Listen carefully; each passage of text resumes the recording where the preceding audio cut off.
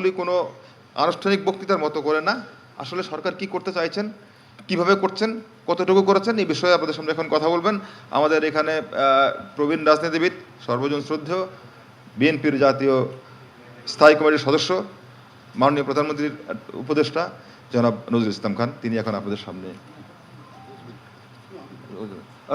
রিজু ভাই, আমি যা বলেছিলাম, যেই বিশেষণগুলো আগে দিয়েছিলাম, এখান থেকে খুব বেশি সরার কোনো কিছু নাই, যা বলেছি সবগুলি ঠিক আছে। আর রিজু ভাই তো আপনারা সবাইকে চেনেন, মানে রিজু ভাইকে চেনেন এমন থেকে কেউ নেই। এখন এই ইন্ট্রোডাক্টরি বক্তব্য দেবেন রিজু ভাই। ধন্যবাদ সালেহ শিবলি, প্রধানমন্ত্রীর প্রেস সচিব। এখানে উপস্থিত রয়েছেন এদেশের প্রবীণ রাজনীতিবিদ এবং আন্তর্জাতিক খ্যাতিসম্পন্ন শ্রমিক নেতা, বিএনপি জাতীয় স্থায়ী কমিটির সদস্য এবং প্রধানমন্ত্রীর উপদেষ্টা, রাজনৈতিক উপদেষ্টা জনাব নজরুল ইসলাম খান। উপস্থিত রয়েছেন আমার পাশে জাতীয় স্থায়ী কমিটির সদস্য বিএনপির এবং প্রধানমন্ত্রীর আরেকজন উপদেষ্টা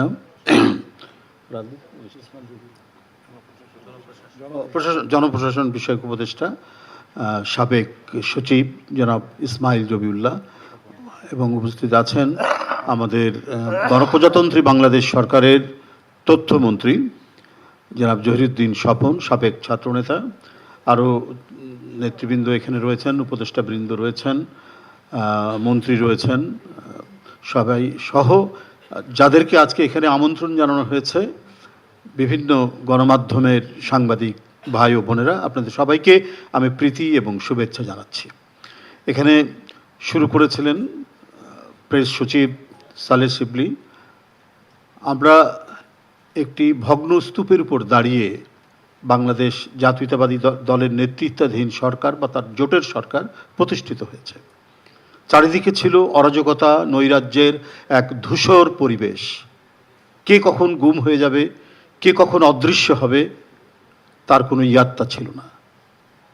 বিচার বহির্ভূত হত্যা লেগেই ছিল এবং প্রত্যেকটি ছিল হচ্ছে রাজনৈতিক উদ্দেশ্য প্রণোদিত। কেউ খালের ধারে, কেউ নদীর ধারে, কেউ পুকুরের ধারে, প্রতিদিন একটার পর একটা লাশ পাওয়া যেত। সেটা উপজেলা চেয়ারম্যান হতে পারে, সেটা সাবেক এমপি হতে পারে, সেটা কোনো ছাত্রনেতা হতে পারে, সেটা কোনো যুবনেতা হতে পারে, যারা গত সরকারের রাজনৈতিক মতামতের ভিন্ন মত প্রদান করত। একজন সাবেক এমপিকে নৌকার মধ্যে পিটিয়ে হত্যা করা হয়েছে। এই নৈরাজ্যের এক ঘন অন্ধকারের মধ্যে এক বিপুল তরঙ্গের আন্দোলনের মধ্যে দিয়ে আমরা 5ই আগস্ট পেলাম এবং একটি পরিবর্তন ঘটল। কিন্তু যে লিগ্যাসি, যে ধারাবাহিকতা অর্থনৈতিক ক্ষেত্রে এবং অন্যান্য ক্ষেত্রে, সেটা তো রাতারাতি নির্মাণ করা এবং পুনর্গঠন করা সম্ভব হয় না। সেই বাংলাদেশ ব্যাংকের 850 কোটি টাকা উধাও হয়ে গেল, উড়ে গেল, এবং সেটা উড়ে বেড়ালো কোথায়? ফিলিপাইনের জুয়ার আসরে, ক্যাসিনোর মধ্যে। সোনালী ব্যাংক, বেসিক ব্যাংক, একটার পর একটা ব্যাংক লোপাট হয়ে গেল।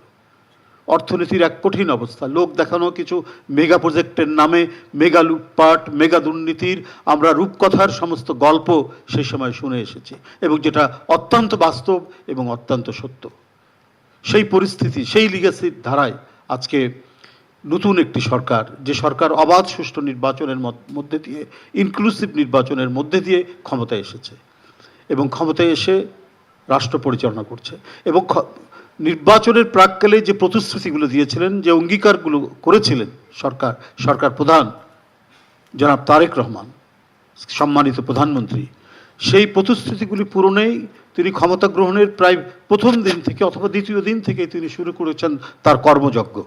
আপনি ফ্যামিলি কার্ড বলুন, আপনি কৃষক কার্ড বলুন, আপনি খাল খনন বলুন, আপনি বৃক্ষরোপণ বলুন, নানাবিধ কর্মকাণ্ডের মধ্যে দিয়ে তিনি যে এই প্রতিশ্রুতিগুলো যেটা দিয়েছিলেন, সেই কর্মকাণ্ডগুলো তিনি অব্যাহত রেখেছেন।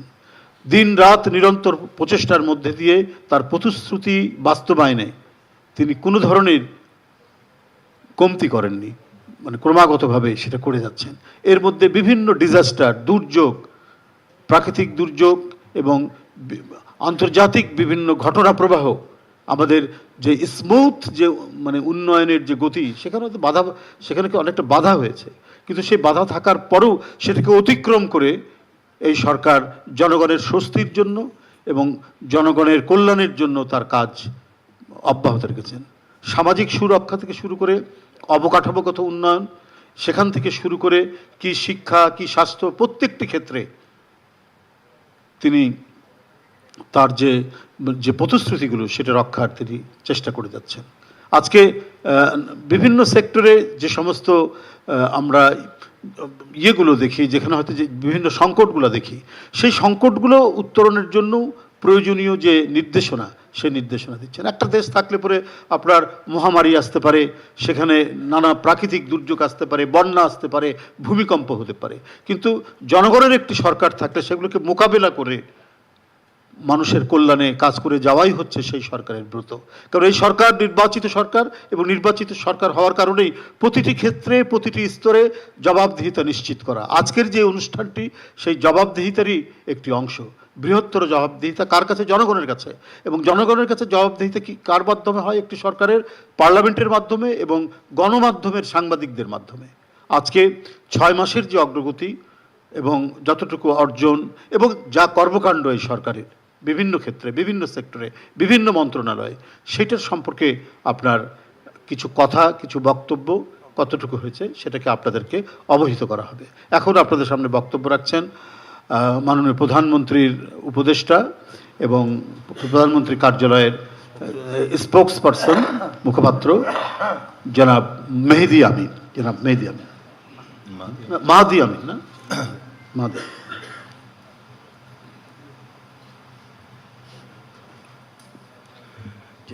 আসসালামু আলাইকুম। উপস্থিত প্রিয় সাংবাদিক ভাই ও বোনেরা, অনেকদিন পর আমরা এখানে আপনাদের সবার সাথে মিলিত হয়েছি। আলহামদুলিল্লাহ আপনারা এসেছেন, অনেক ধন্যবাদ রইল। আজকে আমাদের এই ভিন্নধর্মী অনেকটা মত বিনিময় করে আয়োজনে আমাদের সাথে উপস্থিত রয়েছেন আমাদের সরকারের অত্যন্ত গুরুত্বপূর্ণ ব্যক্তিবর্গ রয়েছেন। মাননীয় প্রধানমন্ত্রীর উপদেষ্টাবৃন্দ, যার মাঝে 3 জন বিএনপি জাতীয় স্থায়ী কমিটির সম্মানিত সদস্য রয়েছেন, মাননীয় মন্ত্রীবৃন্দ, প্রতিমন্ত্রীবৃন্দ, মাননীয় প্রধানমন্ত্রীর বিশেষ সহকারীবৃন্দ, press secretary, additional press secretary সহ প্রেস টিমের সদস্যবৃন্দ। সুতরাং চমৎকার এই ভিন্ন আয়োজনের জন্য আমি মাননীয় প্রধানমন্ত্রীর প্রেস টিম এবং ইনফরমেশন মিনিস্ট্রিকে আন্তরিকভাবে ধন্যবাদ জানাই। আমরা সবাই জানি 12ই ফেব্রুয়ারি ত্রয়োদশ জাতীয় সংসদ নির্বাচন অনুষ্ঠিত হয়েছিল। দীর্ঘদিন পর এমন একটি নির্বাচন যেখানে অবাধ, সুষ্ঠু এবং নিরপেক্ষ সেই নির্বাচনে জনগণের ক্ষমতায়ন সুনিশ্চিত হয়েছিল।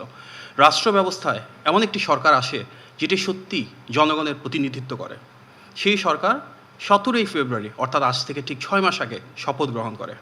আজকে আমাদের 180 দিন বা 6 মাস পূর্তি উপলক্ষে যে আয়োজন, সেটাই কিন্তু জনগণের প্রতিনিধিত্বমূলক যে সরকার ব্যবস্থা, যেখানে জবাবদিহিতা থাকবে, স্বচ্ছতা থাকবে, দায়বদ্ধতা থাকবে, সেটারই প্রতিফলন। আমরা এই 6 মাসে যেটা দেখেছি, সবচেয়ে বেশি চোখে পড়ার মতন যে জনগণের ভোটে নির্বাচিত সরকারের প্রতি জনগণের রয়েছে অভূতপূর্ব জনসমর্থন। কারণ 2014 সালের বিনা ভোটে নির্বাচন, 18 সালের নিশিরাতে নির্বাচন এবং 24 সালের দামি ভোটে নির্বাচন পেরিয়ে এই প্রথমবারের মতনই জনগণ নিজেদের পছন্দের প্রার্থীকে, নিজেদের পছন্দের দলকে ভোট দিতে পেরেছে। আর সেই সরকারি রাষ্ট্র পরিচালনা এসেছে যার ক্ষমতার উৎস একমাত্র দেশের মানুষ। জনগণের আর বর্তমানে রাষ্ট্র পরিচালনা থাকা দল বিএনপির একটি আবেগ, অনুভূতি এবং আকাঙ্ক্ষার যে সম্পর্ক রয়েছে, আমরা সেটা দেখেছি আমাদের বর্তমান মাননীয় প্রধানমন্ত্রী জনাব তারেক রহমানের ঐতিহাসিক স্বদেশ প্রত্যাবর্তনে, যখন জনগণের ঢল নেমেছিল। বিশ্ব ইতিহাসের সবচাইতে বড় সেই স্বদেশ প্রত্যাবর্তনের পর আমরা যখন আমাদের দেশনেত্রী বেগম খালেদা জিয়ার ইন্তেকাল হয়েছিল, তখন দেখেছিলাম ওনার জানাজাতে আরেকবার কীভাবে জনজোয়ার সৃষ্টি হয়েছে, সব শ্রেণী পেশার মানুষ নেমে এসেছিল। এই দলটির প্রতি, নেতৃত্বের প্রতি, আজকে যারা সরকারের দায়িত্বে রয়েছেন তাদের প্রতি জনগণের এই অফুরান ভালোবাসা আমরা দেখেছি নির্বাচনী প্রচারণায়ও, যেখানে মাননীয় প্রধানমন্ত্রী যেখানে গিয়েছিলেন দেশ জুড়ে সেখানে জনস্রোত নেমে এসেছিল। গত 6 মাসের অজস্র জনসম্পৃক্ত কর্মসূচিতে মাননীয় প্রধানমন্ত্রী দেশ জুড়ে যেখানে গিয়েছেন ঠিক একইভাবে জনগণের ঢল নেমে এসেছে। জনগণের সে আস্থা এবং বিশ্বাসকে ধারণ করেই বর্তমানে আমাদের যে সরকার, সেটি বারবার জনগণের প্রতি, দেশের মানুষের প্রতি দায়িত্ব এবং দায়বদ্ধতা নিয়ে গিয়ে চলেছে। সরকারের এই 6 মাসে সবচাইতে যেটা ডিফারেন্ট একটা বিষয় চোখে পড়ার মতন, সেটা হচ্ছে নির্বাচনী ইশতেহারকে ধারণ করে সেখানকার প্রতিটি প্রতিশ্রুতি বাস্তবায়নের জন্য অবিরত কাজ করে চলেছে। আমরা দেখেছি এই 6 মাসে সুদৃঢ় গণতান্ত্রিক মূল্যবোধ কিভাবে সরকারের প্রতিটি কার্যক্রমে অনুরণিত হয়েছে। আজকে যে সরকার, তার পেছনে একটা দীর্ঘ ইতিহাস রয়েছে।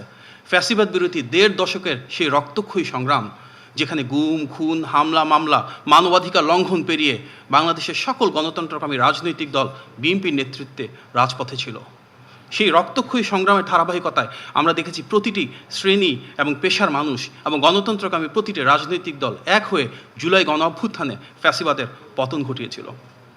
সেই ধারাবাহিকতায় জনমানুষের যেই আকাঙ্ক্ষা, এমন একটি বাংলাদেশ প্রতিষ্ঠা করা যেখানে মানবাধিকার থাকবে, বাক স্বাধীনতা থাকবে, আইনের অনুশাসন থাকবে, আমরা ঠিক সেটিই দেখেছি সরকারের এই কার্যক্রমে। গত ৬ মাসে বাক স্বাধীনতা, আইনের অনুশাসন এবং মানবাধিকারের ক্ষেত্রে আমরা সর্বোচ্চ মানদণ্ড স্থাপন দেখেছি, যেখানে একটি বারের জন্য কখনো কোনো রাজনৈতিক নিপীড়ন হয়নি, যেখানে আমরা দেখেছি সর্বোচ্চ বাক স্বাধীনতা। অনেক সময় সেটা সীমা লঙ্ঘন করেছে। আমরা দেখেছি কিভাবে উস্কানি দেওয়া হয়েছে, অশোভন আচরণ করা হয়েছে, কিন্তু তারপরও সরকারের সর্বোচ্চ ধৈর্য এবং সহনশীলতার মাধ্যমে ঠিক যেভাবে শহীদ প্রেসিডেন্ট জিয়া রহমান বহুদলীয় গণতন্ত্র এস্টাবলিশ করেছিলেন, সেটিকেই ধারণ করে এগিয়ে চলেছে জনগণের সরকার। আমরা দেখেছি অত্যন্ত প্রাণবন্ত এবং স্বতঃস্ফূর্ত সংসদ, যেখানে মাননীয় সংসদ সদস্যরা একে অপরের আলোচনা করেছেন, সমালোচনা করেছেন, যৌক্তিকভাবে বিভিন্ন বিষয় উপস্থাপন করেছেন।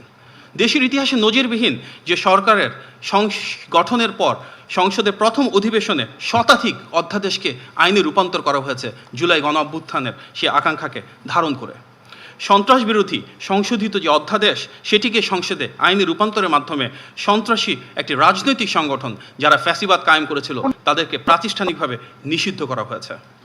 গণতান্ত্রিক মূল্যবোধের বিকাশের জন্য শিক্ষার্থীদেরকে সংসদে উপস্থিত হওয়ার সুযোগ করে দেওয়া হয়েছে। আমরা দেখেছি জাতির বীরশ্রেষ্ঠ যে সন্তানেরা রয়েছে তাদের নামে সংসদের গ্যালারিগুলোর নামকরণ করা হয়েছে। বিএনপির এই সরকারের ঐতিহ্য সেই সুমহান দর্শন বাংলাদেশি জাতীয়তাবাদ, এবং সেটিকে ধারণ করেই ভিন্নভাবে নিরলস কাজ করে যাওয়া হয়েছে। এর কারণ এই ইশতেহারের ভিত্তির ভিতরে রয়েছে বিএনপির রাজনৈতিক যে দর্শন, সেটি এই ইশতেহারেই আমরা প্রতিফলিত হতে দেখেছি। শহীদ প্রেসিডেন্ট জিয়া, দেশনেত্রী বেগম খালেদা জিয়ার সেই ভিশন 2030, বর্তমান মাননীয় প্রধানমন্ত্রী প্রণীত বিএনপির 27 দফা এবং যুগপৎ আন্দোলনের শরিক সকল রাজনৈতিক দলকে এক করে আনা সেই 31 দফা।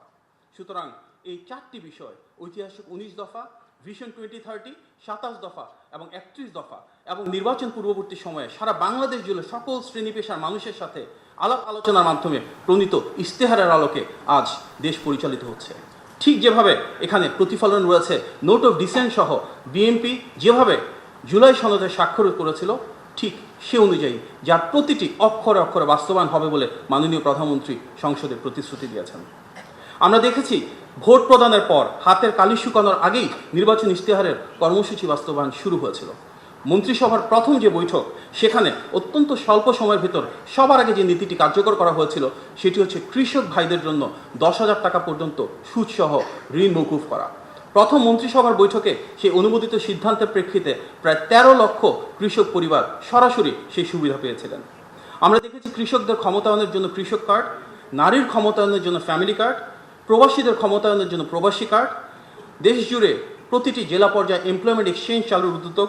আমরা দেখেছি ইমাম, মুয়াজ্জিন, পুরোহিত, যাজক এবং বৌদ্ধ অধ্যক্ষদের জন্য সম্মানী প্রদান, এবং দেশ জুড়ে শহীদ প্রেসিডেন্ট জিয়া রহমানের সেই ঐতিহাসিক খাল খনন কর্মসূচি, বৃক্ষরোপণ কর্মসূচি, তার প্রতিটা সরকার গঠনের পর দ্রুততম সময়ে বাস্তবায়ন শুরু হয়েছে। প্রাথমিকভাবে কোনোটা প্রি ট্রায়াল, কোনোটা ট্রায়াল, কোনোটা ফেজ 1, বাট প্রত্যেকটা ফ্ল্যাগশিপ বা সিগনেচার প্রোগ্রাম বাস্তবায়ন হয়েছে এবং এর মাধ্যমে গণমানুষের ভাগ্যের পরিবর্তন হওয়া শুরু করেছে। সরকার দায়িত্ব নেওয়ার পর আমরা দেখেছি একটা অভ্যন্তরীণ এবং বৈশ্বিক চ্যালেঞ্জিং সিচুয়েশন তৈরি হয়েছিল, কারণ 16 বছরের ফ্যাসিবাদ এমন একটা রাষ্ট্র কাঠামো রেখে গিয়েছিল যেটা সম্পূর্ণ ভেঙে গিয়েছে।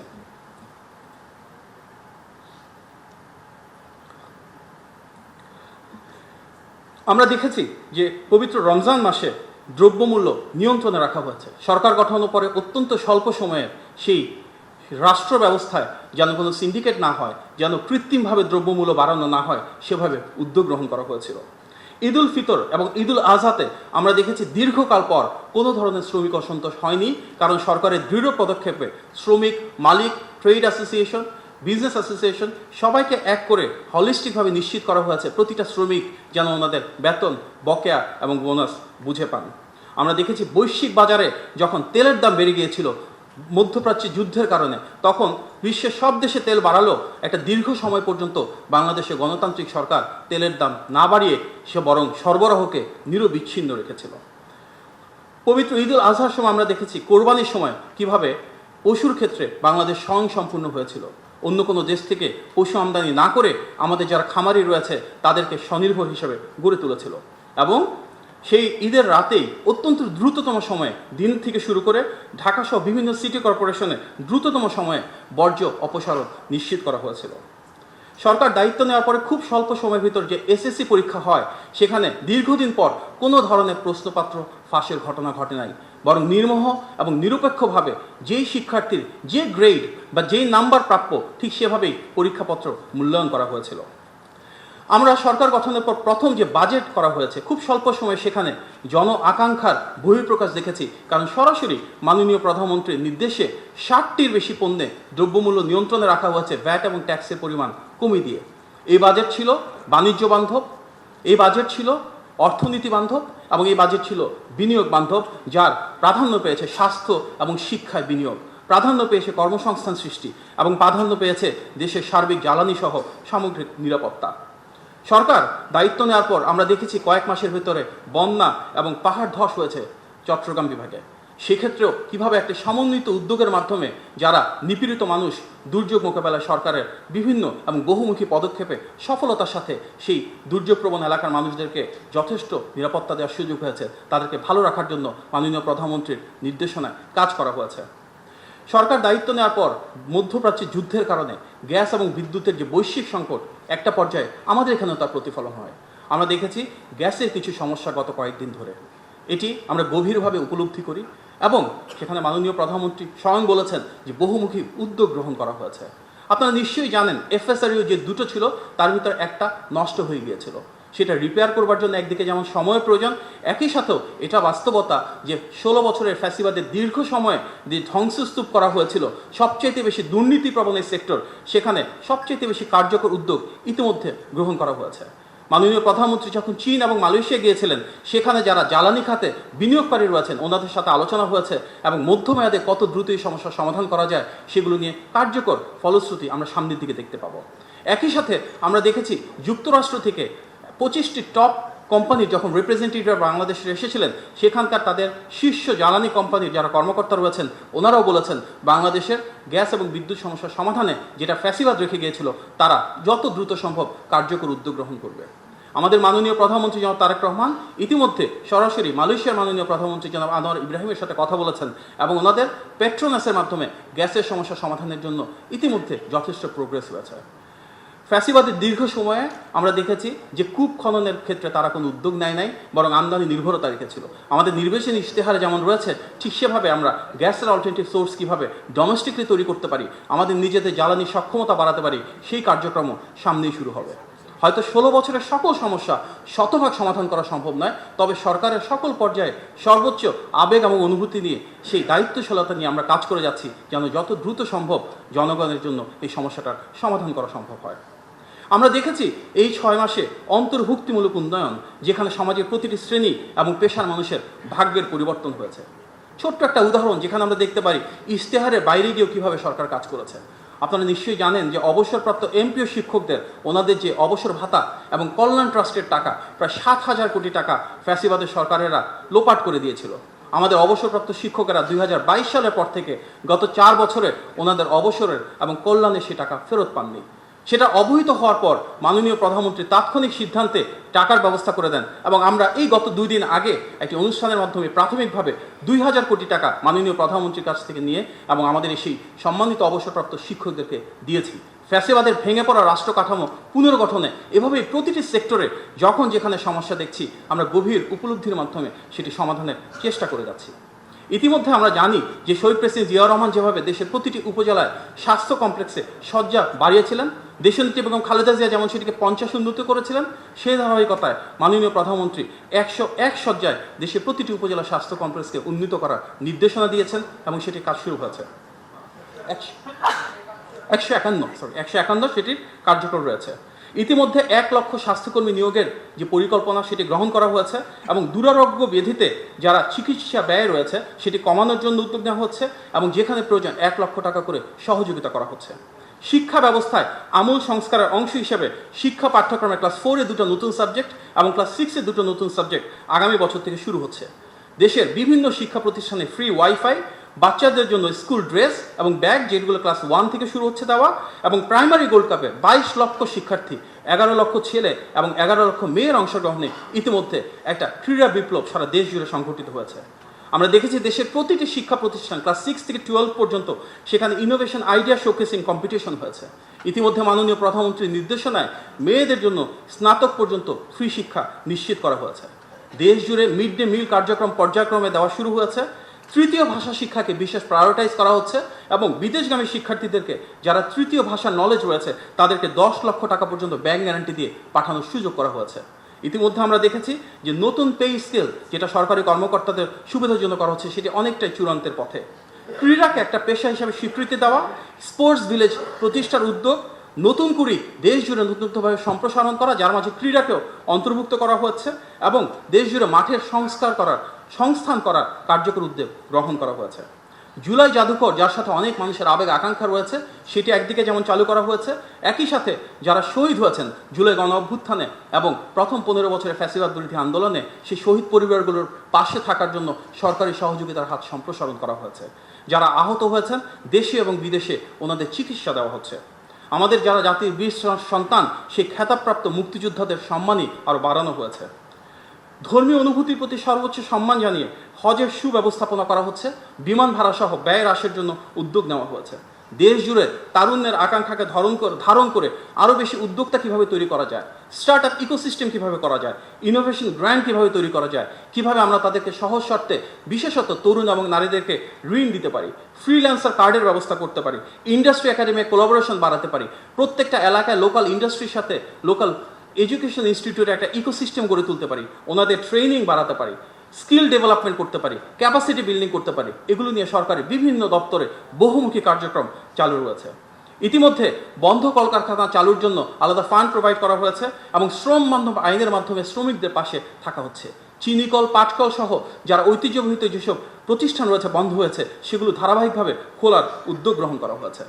বিদেশে জনশক্তি রপ্তানি হয়েছিল বিএনপি সরকারের সময়, সেই ধারাকে ধারণ করে বর্তমানে কিভাবে শ্রম বাজার আরও উন্মুক্ত করা যায়, বিদেশে জনশক্তি রপ্তানিকে আরও ডাইভার্সিফাই করা যায়, কিভাবে বিদেশের ডিমান্ড এবং বাংলাদেশি স্কিলসের সাপ্লাইকে আমরা মার্চ করতে পারি, এগুলি নিয়ে নানামুখী কার্যক্রম চালু রয়েছে।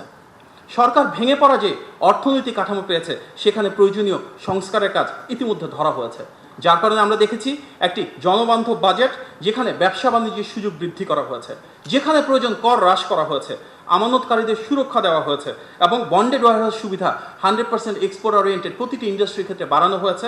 লাইসেন্সিং রিনিউয়ালকে সহজতর করা হয়েছে। এমন একটি রাষ্ট্র ব্যবস্থা যেখানে উৎপাদনমুখী উদ্যোগ বহুমুখী হয়েছে। মাননীয় প্রধানমন্ত্রীর নেতৃত্বে যেসব ইন্ডাস্ট্রির ক্ষেত্রে লোকাল সক্ষমতা রয়েছে সেখানে র ম্যাটেরিয়ালের ইম্পোর্টের প্রাইস কমানো হয়েছে এবং ফাইনাল প্রোডাক্টের ইম্পোর্ট প্রাইস বাড়ানো হয়েছে, যার মূল উদ্দেশ্য আমাদের অভ্যন্তরে যেসব জায়গাতে প্রোডাকশন করতে পারবো, ম্যানুফ্যাকচার করতে পারবো, সেই প্রোডাক্টগুলোর জন্য সক্ষমতা আরও বাড়ে। আমরা দেখেছি প্রবাসীদের নির্বাচিত এই সরকারের প্রতি যে তীব্র আকর্ষণ রয়েছে, যে তীব্র আস্থা রয়েছে, তার কারণে ইতিহাসে সর্বোচ্চ রেমিটেন্স এসেছে। জুলাইয়ে আমাদের গত মাসে দেখেছি 8 মাসের ভিতরে সর্বনিম্ন মূল্যস্ফীতি ছিল এবং রিজার্ভও ব্যাপকভাবে বৃদ্ধি পেয়েছে। আমরা সেই নীতিমালা গ্রহণ করেছি যেখানে শহীদ প্রেসিডেন্ট জিয়াউর রহমান এবং দেশের নিজে এবং খালেদা জিয়ার মতন করি ব্যাপকভাবে privatisation, public private partnership, SME loan এবং স্টার্ট আপ ফান্ডিংয়ে মনোনিবেশ করা হয়েছে। মানি লন্ডারিংয়ের মাধ্যমে ফ্যাসিবাদের সময় বিদেশে যে টাকা পাচার হয়ে গিয়েছিল সেগুলো ফেরত আনার জন্য বিশ্বের বিভিন্ন দেশের সাথে দ্বিপাক্ষিকভাবে নানা প্রক্রিয়ায় ইতিবাচক প্রোগ্রেস হয়েছে। আমরা দেখেছি যুক্তরাষ্ট্রের প্রথম সারির 25টি শীর্ষ ব্যবসা প্রতিষ্ঠানের শীর্ষ 50 জন কর্মকর্তা এসেছেন এবং আলোচনা করেছেন কিভাবে বাংলাদেশে বিনিয়োগ আরও বাড়ানো যায়। একই সাথে মালয়েশিয়া এবং চীনে যখন মাননীয় প্রধানমন্ত্রী গিয়েছিলেন সেখানেও কিন্তু সেখানকার বিনিয়োগকারীরা অনেক আস্থা রেখেছিল, কারণ তারা জানেন নির্বাচিত এই সরকারের যে পলিসি কন্টিনিউটি রয়েছে, আমাদের যে ডেমোগ্রাফিক ডিভিডেন্ড রয়েছে, যাদেরকে সরকারের বিভিন্ন পলিসির মাধ্যমে আমরা আরও দক্ষ এবং যোগ্য তরুণ জনশক্তি তৈরি করতে পারবো এবং ইকোনমির প্রোগ্রেসের মাধ্যমে আমাদের যে এক্সপান্ডিং কনজিউমার মার্কেট রয়েছে এগুলোর কারণে বিদেশি বিনিয়োগ আসার একটা অপার সম্ভাবনা খুলে দিয়েছে। ইতিমধ্যে সরকার ব্যবসাকে সহজ করবার জন্য, বিদেশি বিনিয়োগ আসার জন্য প্রফিট রিপ্যাট্রিয়েশনের যে অ্যামাউন্ট সেটাকে অনেকটুকু বেরিয়ে দিয়েছে।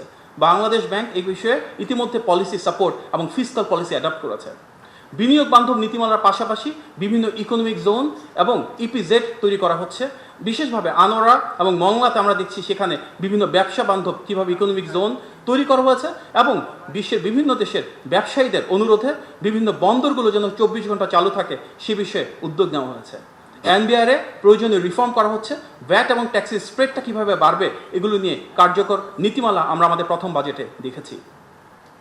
নির্বাচিত সরকার দায়িত্ব নেওয়ার পরে ভেঙে পড়া অর্থনৈতিক কাঠামোর মতন ঠিক একইভাবে আইন শৃঙ্খলা পরিস্থিতিতেও একটা নাজুক অবস্থা পেয়েছিল, কিন্তু সেখান থেকে আমরা দেখেছি প্রথমবার মতো উত্তরণের মাধ্যমে এমন একটি রাষ্ট্র ব্যবস্থা যেখানে ফ্যাসিবাদের 16 বছরের ধারাবাহিকতা সম্পূর্ণ ভেঙে দিয়ে রাজনৈতিক হয়রানিমুক্ত সেবাধর্মী পুলিশ এবং প্রশাসন তৈরি করা হয়েছে।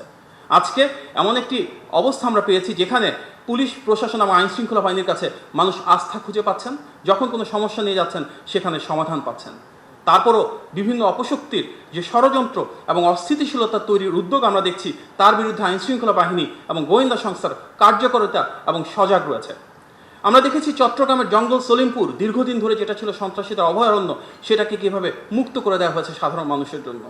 দেশে বিভিন্ন অপরাধ সংগঠনের ক্ষেত্রে নারী এবং শিশুদের হত্যা বা ধর্ষণের প্রতিটি ক্ষেত্রে আমরা দেখেছি সরকারের কঠোর অবস্থান এবং ইতিহাসের দ্রুততম সময়ে অনেকগুলো ক্ষেত্রে আমরা রায় ঘোষণা দেখেছি, নতুন নজির।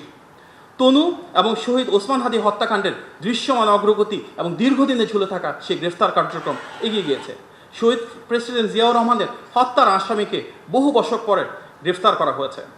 ফ্যাসিস্ট এবং মানবতা বিরোধী অপরাধের দণ্ডপ্রাপ্ত আসামি শেখ হাসিনার প্রত্যার্পণের জন্য পার্শ্ববর্তী দেশে ইতিমধ্যে আবেদন জানানো হয়েছে এবং আইন তার নিজের গতিতে চলছে। এই বিষয়ে জুয়া, মাদক, ধূমপান, সাইবার অপরাধের কঠোর আইন পাশ করা হয়েছে। বিভিন্ন অভিযোগের প্রেক্ষিতে যদি কোথাও কোনো বিচ্ছিন্ন সন্ত্রাসী বা অপকর্ম ঘটে থাকে সেক্ষেত্রে প্রতিটি থানায় মামলা দায়ের, গ্রেফতার, তদন্ত ও বিচারে দ্রুততম করার নির্দেশনা দেওয়া হয়েছে, যেটি আমরা ইতিমধ্যে বেশ কয়েকটি কেসে নতুন নজির এবং দ্রুততম সময়ে সেই মামলা, গ্রেফতার, তদন্ত এবং বিচারের নজির দেখতে পেয়েছি। ইতিমধ্যে বাংলাদেশের স্থিতিশীল আইন শৃঙ্খলা পরিস্থিতির কারণে যুক্তরাষ্ট্রের ভ্রমণ যে সতর্কতা থাকে সেটি 3য় থেকে 2য় ধাপে উন্নীত করা হয়েছে। বাংলাদেশে যানজটে যে সমস্যা রয়েছে সেটা নিরসনে পর্যায়ক্রমে এআই ট্রাফিক সিস্টেমের পরীক্ষামূলক বাস্তবায়ন শুরু হয়েছে। নারীদেরকে প্রাধান্য দিয়ে আলাদা পিঙ্ক বাস উদ্বোধন করা হচ্ছে খুব শীঘ্রই। 200 ইলেকট্রিক বাস ঢাকার রাজপথে এবং বিশ্বের বিভিন্ন দেশের সাথে তাল মিলিয়ে ইলেকট্রিফিকেশন কীভাবে বাড়ানো যায় যানবাহনের ক্ষেত্রে সে ধরনের উদ্যোগ চালু রয়েছে। আমরা দেখেছি যে ঈদের সময় প্রথমবারের মতো মাননীয় প্রধানমন্ত্রী সরাসরি নির্দেশে বয়স্ক এবং প্রতিবন্ধীদের জন্য কিভাবে ট্রেনের ভাড়া ছাড় শুরু হয়েছে। একই সাথে অত্যন্ত গুরুত্বপূর্ণ দিবসগুলোতে নারীদের জন্য আলাদা ট্রেনে কামরার ব্যবস্থা করা হয়েছিল। তিস্তা মহাপরিকল্পনা এবং পদ্মা ব্যারেজে দৃশ্যমান অগ্রগতি হয়েছে। বাংলাদেশ চীন ইকোনমিক করিডোর নিয়ে চীনে ওনাদের প্রিমিয়ার এবং প্রেসিডেন্টের সাথে মাননীয় প্রধানমন্ত্রীর ডিটেল আলোচনা হয়েছে এবং এর মাধ্যমে বাংলাদেশের চীন এবং এই করিডোর ধরে আসিয়ান দেশগুলোর সাথে ব্যবসার অপার সম্ভাবনা উন্মোচিত হবে। বিএনপি সরকার বিশ্বাস করে মেগা প্রজেক্টের নামে মেগা দুর্নীতি থেকে সম্পূর্ণ আমাদের বেরিয়ে আসতে হবে, যার কারণে পরিবেশ বান্ধব এবং সাশ্রয়ী বিভিন্ন ধরনের প্রকল্পের দিকে সরকার মনোনিবেশ করছে। ইতিমধ্যে দেশ জুড়ে বিভিন্ন সরকারি স্থাপনা, স্কুল, কলেজ থেকে শুরু করে বিভিন্ন প্রতিষ্ঠানে সোলার প্রোগ্রামের উপরে গুরুত্ব আরোপ করা হচ্ছে এবং এর মাধ্যমে রিনিউয়েবল এনার্জি, রিসাইক্লেবল এনার্জি এগুলোর একটা বিপ্লব সংঘটিত হচ্ছে।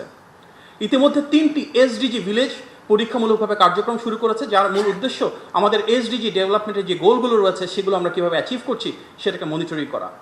যেহেতু বাংলাদেশে সবুজ বিপ্লব হচ্ছে, দেশব্যাপী বৃক্ষরোপণ এবং খাল খনন কর্মসূচিরও চলছে, সোলার এনার্জির উপর আমরা প্রায়োরিটাইজ করছি, কিভাবে সেটাকে কার্বন ক্রেডিট প্রাপ্তির সাথে সন্নিবেশ করা যায় এই বিষয়ে কাজ চলমান রয়েছে। ওয়ার্ল্ড ইকোনমিক ফোরামে যখন মাননীয় প্রধানমন্ত্রী গিয়েছেন সেখানে বিশ্বের বিভিন্ন দেশের রাষ্ট্রপ্রধান, সরকার প্রধান এবং গুরুত্বপূর্ণ অংশীদারেরা ওনার বাংলাদেশের ক্লাইমেট রেজিলিয়েন্স এবং এনভায়রনমেন্ট বা পরিবেশ ও জলবায়ু সংক্রান্ত যে পলিসিগুলো রয়েছে সেটির ভূয়সী প্রশংসা করেছেন। বিএনপি নির্বাচিত সরকার বিশ্বাস করে আমাদের রাষ্ট্র পরিচালনার মূল মন্ত্র সবার আগে বাংলাদেশ। আমরা এমন একটি বাংলাদেশ গড়ে তুলতে চাই যেখানে বিশ্বের প্রতিটি দেশের সাথে দ্বিপাক্ষিক এবং বহুপাক্ষিক সম্পর্কের ভিত্তি হবে সমতা, ন্যায্যতা এবং মর্যাদা। যার কারণেই ভারসাম্যপূর্ণ সেই পররাষ্ট্রনীতির মাধ্যমে আমরা পিপল টু পিপল টাইজ গড়ে তুলতে চাই। শিক্ষা, স্বাস্থ্য, আমাদের সাথে সেখানে পর্যটন, কিংবা আরও যেসব বিষয় রয়েছে, বিনিয়োগের ক্ষেত্রে কৌশলের সম্পর্ক, অংশীদারিত্বের সম্পর্ক, যেন আমাদের দেশে বিদেশিরা এসে এক্সপোর্ট ইম্পোর্টের পাশাপাশি ট্রেড ইন ইনভেস্টমেন্ট তৈরি করতে পারে, বাড়াতে পারে, এই বিষয়ে ইতিমধ্যে আমাদের বহুমুখী কার্যকর উদ্যোগ গ্রহণ রয়েছে। বাংলাদেশের মাননীয় প্রধানমন্ত্রী যখন প্রথমবার মতো মালয়েশিয়া এবং চীনে গিয়েছেন, আমরা দেখেছি একজন নির্বাচিত সরকার প্রধান যখন জনগণের আবেগ আকাঙ্ক্ষাকে ধারণ করেন, বিশ্ব মানচিত্রে কীভাবে বাংলাদেশের পতাকাকে উনি আরও সামনের দিকে অবারিত প্রসারিত করেন। যে সম্মাননা তিনি পেয়েছেন, যে ভালোবাসা এবং উষ্ণ অভিনন্দন তিনি পেয়েছেন, সেটি বাংলাদেশ হিসেবে আমাদেরকে গৌরবান্বিত করেছে। এবং আমরা দেখেছি সেটি একটি ধারাবাহিকতার বহিঃপ্রকাশ, যেভাবে জাতিসংঘের সাধারণ পরিষদে বাংলাদেশ সভাপতি নির্বাচিত হয়েছে, বিশ্ব মানচিত্রে বাংলাদেশের অবস্থান আরও বেশি গৌরবান্বিত হয়েছে। আমাদের এই নির্বাচিত সরকারের সময় নতজন পররাষ্ট্রনীতির অবসান হয়েছে। আমরা স্বাধীন, সার্বভৌম, মর্যাদাবান রাষ্ট্র হিসেবে কিভাবে এগিয়ে চলেছি তার একটা বহিঃপ্রকাশ আমরা দেখেছি, যখন কিছুদিন আগে সরকারের পক্ষ থেকে একটি বিশেষ কারণে জোরালো ভাষায় ক্ষুব্ধ প্রতিবাদ করা হয়েছে। কারণ আমরা বিশ্বাস করি বাংলাদেশের অভ্যন্তরীণ বিষয়ে কারো কোনো হস্তক্ষেপের ক্ষমতা নাই। জনগণের ক্ষমতায় তো রাজনৈতিক দল যেহেতু আজকে রাষ্ট্র পরিচালনা রয়েছে, জনগণের আকাঙ্ক্ষা এবং অভিপ্রায়ের উপর ভিত্তি করে সবার আগে বাংলাদেশ নীতিকে ধারণ করি সামনের দিকে এগিয়ে যাবে এই বাংলাদেশ। মাননীয় প্রধানমন্ত্রী জনাব তারেক রহমান ইতিমধ্যে ভিআইপি সংস্কৃতি সম্পূর্ণ ভেঙে দিয়ে সাধারণ মানুষের মতো করে সাধারণ মানুষের কাতারে নেমে এসেছেন। আমরা দেখেছি উনি বারবার তৃণমূলে ছুটে যাচ্ছেন, কোদাল হাতে খাল খননে নেমে যাচ্ছেন, স্কুলের বাচ্চা ছেলে মেয়েদেরকে কোলে তুলে নিচ্ছেন। আমরা দেখেছি ওনার কি মিতব্যয়ী জীবন আচার। সামগ্রিকভাবে এই প্রথম আমরা দীর্ঘদিন পর এমন একটি সরকার পেয়েছি যাকে জনগণ তাদের আবেগ এবং আকাঙ্ক্ষা দিয়ে, অনুভূতি নিয়ে ধারণ করে। 16 বছরের ফ্যাসিবাদ পরবর্তী ধ্বংসস্তূপের মাঝে যে বাংলাদেশকে আমরা নতুনভাবে গড়ে তুলছি, সেখানে হয়তো 6 মাসে সকল সমস্যার শতভাগ সফলতা বা শতভাগ সমাধান করা একটু দুরূহ। তবে একটা বিষয় বলার অপেক্ষা রাখে না, প্রতিটি ক্ষেত্রে মাননীয় প্রধানমন্ত্রীর নেতৃত্বে নির্বাচিত, জবাবদিহিমূলক এবং স্বচ্ছ রাষ্ট্র ব্যবস্থায় এই সরকারের রয়েছে সর্বোচ্চ দায়বদ্ধতা, রয়েছে সর্বোচ্চ দায়িত্বশীলতা। আমরা সবাই মিলে কাঁধে কাঁধ মিলিয়ে গণতান্ত্রিক সে আকাঙ্ক্ষাকে ধারণ করে একটি সমৃদ্ধ, স্বনির্ভর, মানবিক, নিরাপদ, মেধাভিত্তিক এবং কল্যাণমুখী বাংলাদেশ গড়ে তুলব ইনশাআল্লাহ। জনগণের ভোটে নির্বাচিত এই সরকারের ক্ষমতার উৎস জনগণ, অনুপ্রেরণার উৎস জনগণ এবং এই সরকার জনগণেরই সরকার। আপনি সবাইকে ধন্যবাদ। আসসালামু আলাইকুম।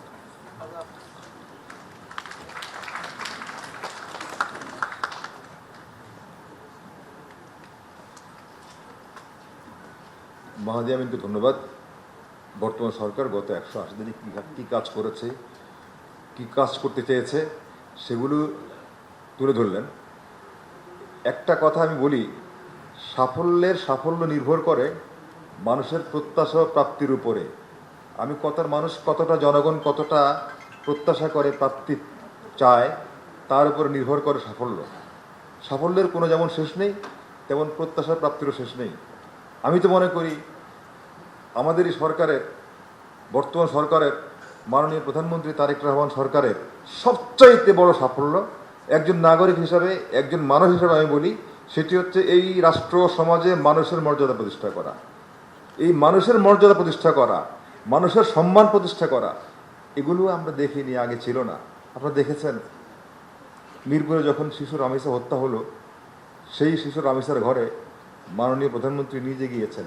এর মানে হচ্ছে মজলুমের ঘরে যখন সরকার প্রধান যায়, তখন বুঝতে হবে যে আসলে এমন বাংলাদেশেই আমরা প্রত্যাশা করি, যেখানে জনগণের কাছে সরকার দায়বদ্ধ।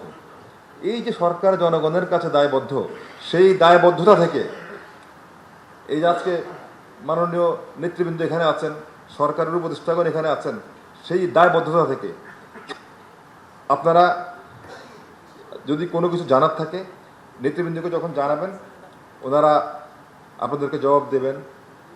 তার আগে আপনাদের সঙ্গে যার নিত্য কথাবার্তা হয়, আপনারা যারা এখানে আছেন, সাংবাদিক নেতৃবৃন্দ আছেন, বিভিন্ন যারা গণমাধ্যমকে রিপ্রেজেন্ট করছেন তারা আছেন, আপনাদের সঙ্গে যার নিত্য যোগাযোগ, মাননীয় তথ্যমন্ত্রী জনাব জহিরুদ্দিন স্বপন, তিনি আপনাদের সামনে কিছু বলবেন। এরপরে আপনারা যদি কোনো কিছু জানার থাকে, আমাদের নেতৃবৃন্দ আছে, তাদেরকে জবাব দেবেন। তার আগে আপনাদের সঙ্গে যার নিত্য কথাবার্তা হয়, আপনারা যারা এখানে আছেন, সাংবাদিক নেতৃবৃন্দ আছেন, বিভিন্ন যারা গণমাধ্যমকে রিপ্রেজেন্ট করছেন তারা আছেন, আপনাদের সঙ্গে যার নিত্য যোগাযোগ, মাননীয় তথ্যমন্ত্রী জনাব জহিরুদ্দিন স্বপন, তিনি আপনাদের সামনে কিছু বলবেন। এরপরে আপনারা যদি কোনো কিছু জানার থাকে আমাদের নেতৃবৃন্দ আছে তাদেরকে জিজ্ঞেস করবেন। আমি যে কথাটি এর আগে একটু বলেছি আর একটু বলি, যে সেটি হচ্ছে যে এই যে মানুষের মর্যাদা প্রতিষ্ঠা করা সমাজে, আমরা গতকাল কিশোরগঞ্জ গিয়েছিলাম, মাননীয় প্রধানমন্ত্রী গিয়েছেন, আপনারা দেখবেন যে আমাদের একটা বাস আছে সমগ্র, মানে একটি বাস আছে সবার আগে বাংলাদেশ। তো আমরা বাসে যাওয়ার সময় মাননীয় প্রধানমন্ত্রী যখন যাচ্ছেন তখন আমাদের মাননীয় প্রতিমন্ত্রী, স্থানীয় সরকার প্রতিমন্ত্রী মির শাহ আলম মুনিও ছিলেন ওই বাসে। আমরা যাওয়ার সময় মাননীয় প্রধানমন্ত্রী খেয়াল করেছেন যে কিছু সময় সম্ভবত ওনার রাস্তাটা খুব ক্লিয়ার, উনি সঙ্গে সঙ্গে নোটিস করলেন এবং কনসার্ন অথরিটিকে বললেন যে সামনের দিকে যেন আর কখনো না হয়। সাধারণ মানুষ যেভাবে যাবে মাননীয় প্রধানমন্ত্রী সেভাবে যাবেন। এই যে মানুষকে নিজেকে আলাদা করে না রেখে জনগণের সঙ্গে মিশে যাওয়া, জনগণের একজন হয়ে যাওয়া, এমন বাংলাদেশ কিন্তু আমাদের প্রত্যাশার জায়গা ছিল এবং আমরা সেই বাংলাদেশটা পেয়েছি। এখন আপনাদের সামনে কথা বলবেন মাননীয় তথ্যমন্ত্রী জনাব জহিরুদ্দিন স্বপন। বিসমিল্লাহির রহমানির রহিম। সম্মানিত সাংবাদিক বন্ধুরা, গণমাধ্যম সংশ্লিষ্ট ব্যক্তিবর্গ, আপনাদের সবাইকে স্বাগত, আপনাদের সবাইকে সালাম, আপনাদের সবাইকে অভিনন্দন। আমাদের সরকারের 180 দিন পূর্ণ করা উপলক্ষেই আপনাদের সঙ্গে আজকের এই মত বিনিময়।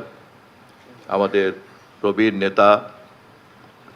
প্রবীণ নেতা, দলের জাতীয় স্থায়ী কমিটির অন্যতম সদস্য, আন্তর্জাতিক খ্যাতিসম্পন্ন শ্রমিক নেতা, সাবেক রাষ্ট্রদূত, আমরা যাকে প্রত্যেকেই গুরুর মতো সম্মান করি, জনাব নজরুল ইসলাম খান ভাই এখানে আছেন। সর্বশেষ আমাদের সকলের পক্ষ থেকেই উনি আপনাদেরকে কথা বলবেন। আমাদের জাতীয় স্থায়ী কমিটির সদস্য জনাব রুহুল কবির রিজভী আহমেদ, দীর্ঘদিনের পরীক্ষিত ত্যাগী নেতা, জাতীয় নেতা, তিনি আমাদের মাঝে আছেন। আমাদের জাতীয় স্থায়ী কমিটির অন্যতম সদস্য জনাব ইসমাইল জবিউল্লাহ, মাননীয় প্রধানমন্ত্রীর জনপ্রশাসন বিষয়ক উপদেষ্টা, তিনি এখানে আছেন। এখানে উপস্থিত আছেন তথ্য মন্ত্রণালয়ের প্রতিমন্ত্রী, মাননীয় প্রধানমন্ত্রীর তথ্য উপদেষ্টা, মাননীয় প্রধানমন্ত্রীর স্পোক্সপারসন, প্রেস উইংয়ের কর্মকর্তাবৃন্দ, অন্যান্য উপদেষ্টাবৃন্দ, এসডিজির সম্মানিত কর্মকর্তাবৃন্দ, সবার পক্ষ থেকেই আমি প্রশ্নোত্তরে যাওয়ার আগে তথ্যমন্ত্রী হিসাবে দু একটি কথা বলতে চাচ্ছি।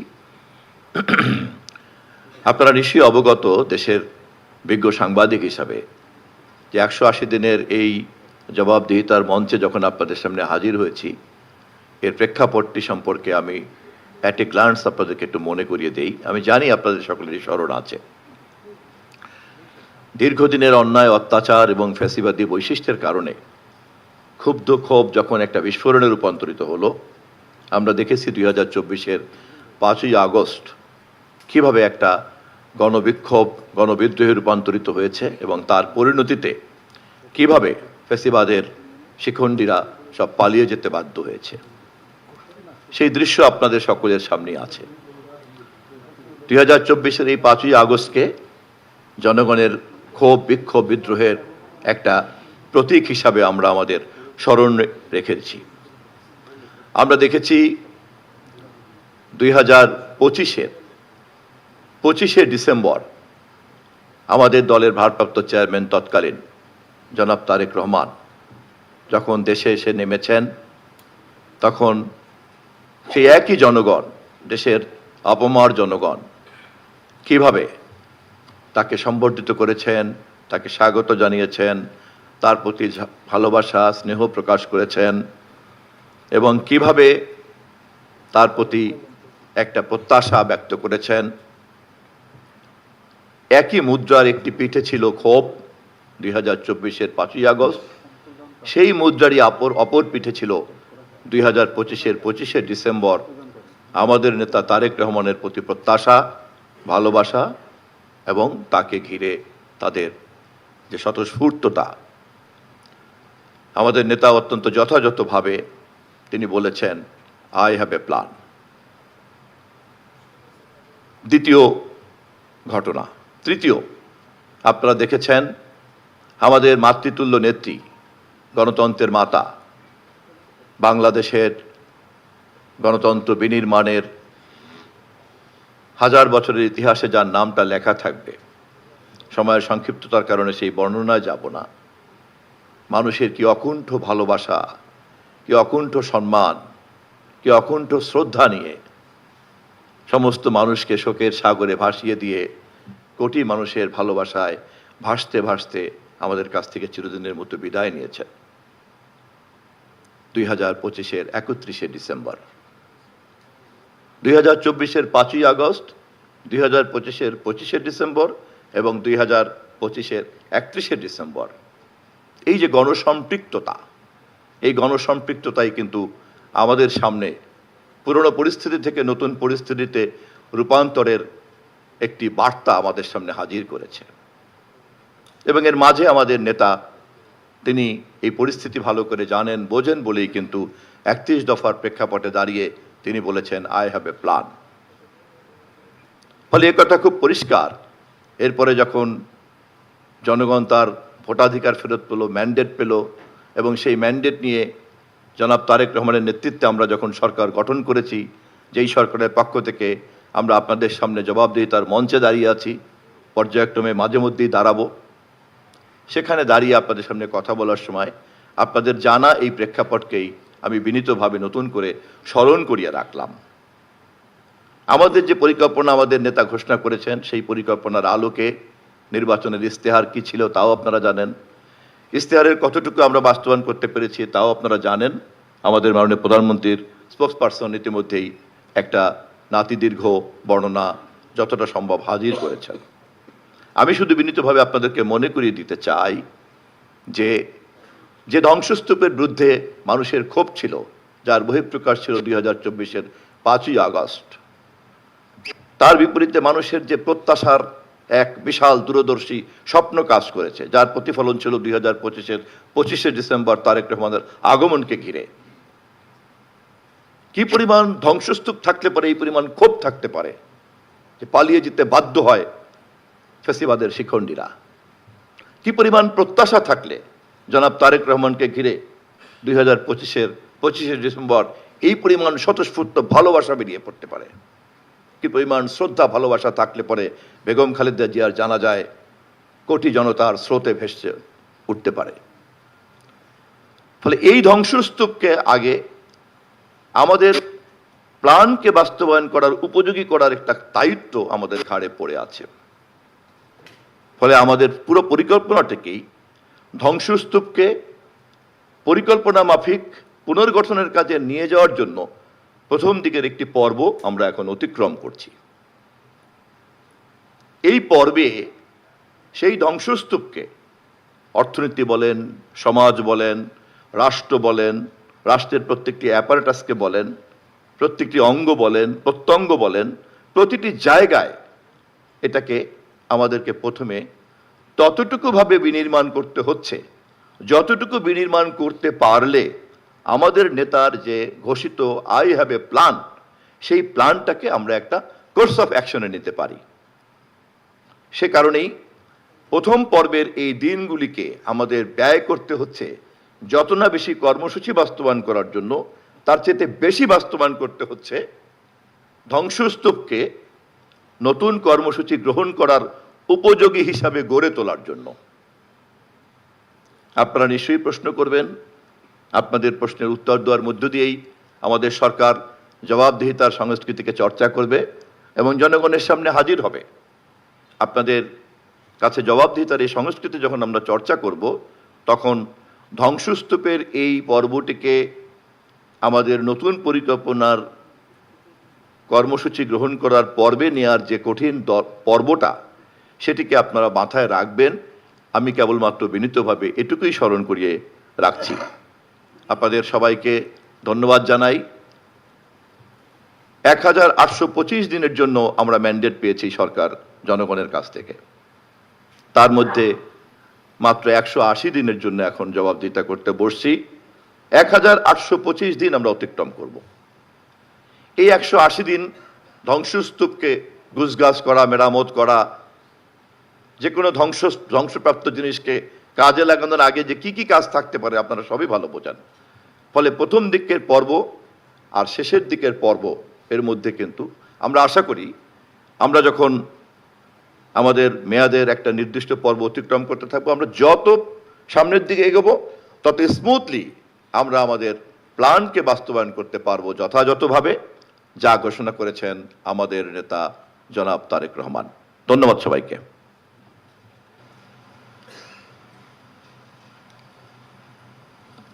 সম্মানিত সাংবাদিকবৃন্দ, এতক্ষণ আপনারা মাননীয় তথ্যমন্ত্রীর বক্তব্য শুনলেন। এখন আপনারা কিছু কথা আমরা যেটা বলেছি মত বিনিময়, আপনাদের পক্ষ থেকে যদি কোনো কিছু জানার থাকে।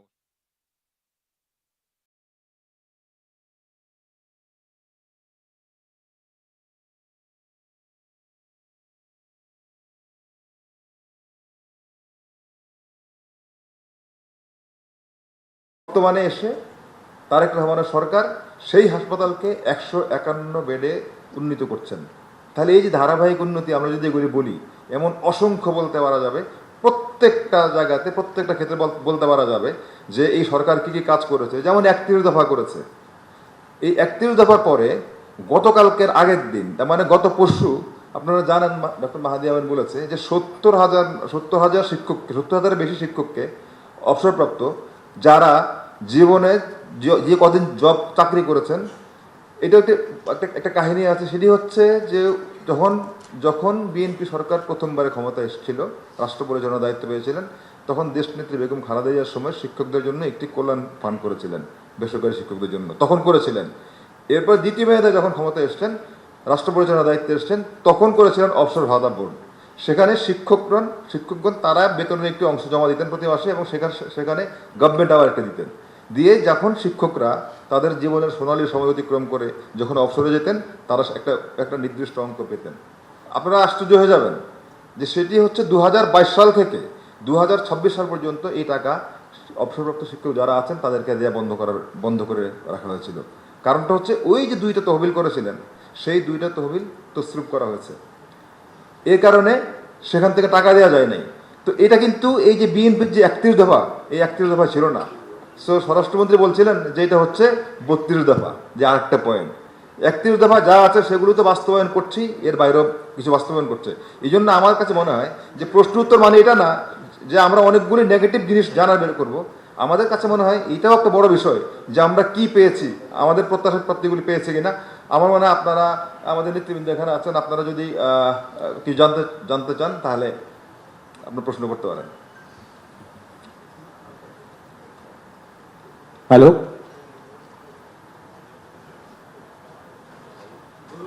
আসসালামু আলাইকুম। আমি বোরহানুদ্দিন, আমি ঢাকা মেইলে কাজ করি। আজকে সরকারের 180 দিনের যে সময় অতিক্রম করেছে, তার মধ্যে বিস্তারিত আমরা জেনেছি মাহাদি আমিন ভাইয়ের কাছ থেকে। আমার একটা প্রশ্ন যে 5 আগস্টের পরে, জুলাই গণ অভ্যুত্থানে শেখ হাসিনা পালিয়ে যাওয়ার পরে যে মব কালচার তৈরি হয়েছিল, সেই মব কালচার এখনও অব্যাহত আছে, এবং পুলিশ প্রশাসনের যে সদর দপ্তর এবং অন্যান্য মানবাধিকার সংস্থার তথ্য অনুযায়ী যে প্রায় শতাধিক ঘটনা এই বিএনপি সরকারের সময় ঘটেছে। এবং দেখেছি যে আইনশৃঙ্খলা বাহিনীও এই ক্ষেত্রে খুব বেশি সক্রিয় না, বরং নির্লিপ্ত থাকেন। এই মব কালচার বন্ধের জন্য সরকারের পক্ষ থেকে সামনের দিনগুলোতে কি ব্যবস্থা নেওয়া হবে, এই বিষয়ে আমি একটু জানতে চাচ্ছিলাম। ধন্যবাদ।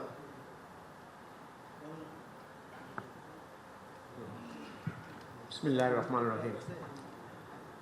মব কালচার যখনই হোক, মব কালচার অনভিপ্রেত, ইটস নট, আমরা এটা আশা করি এই মব কালচার হবে না, কখনোই হওয়া উচিত নয়।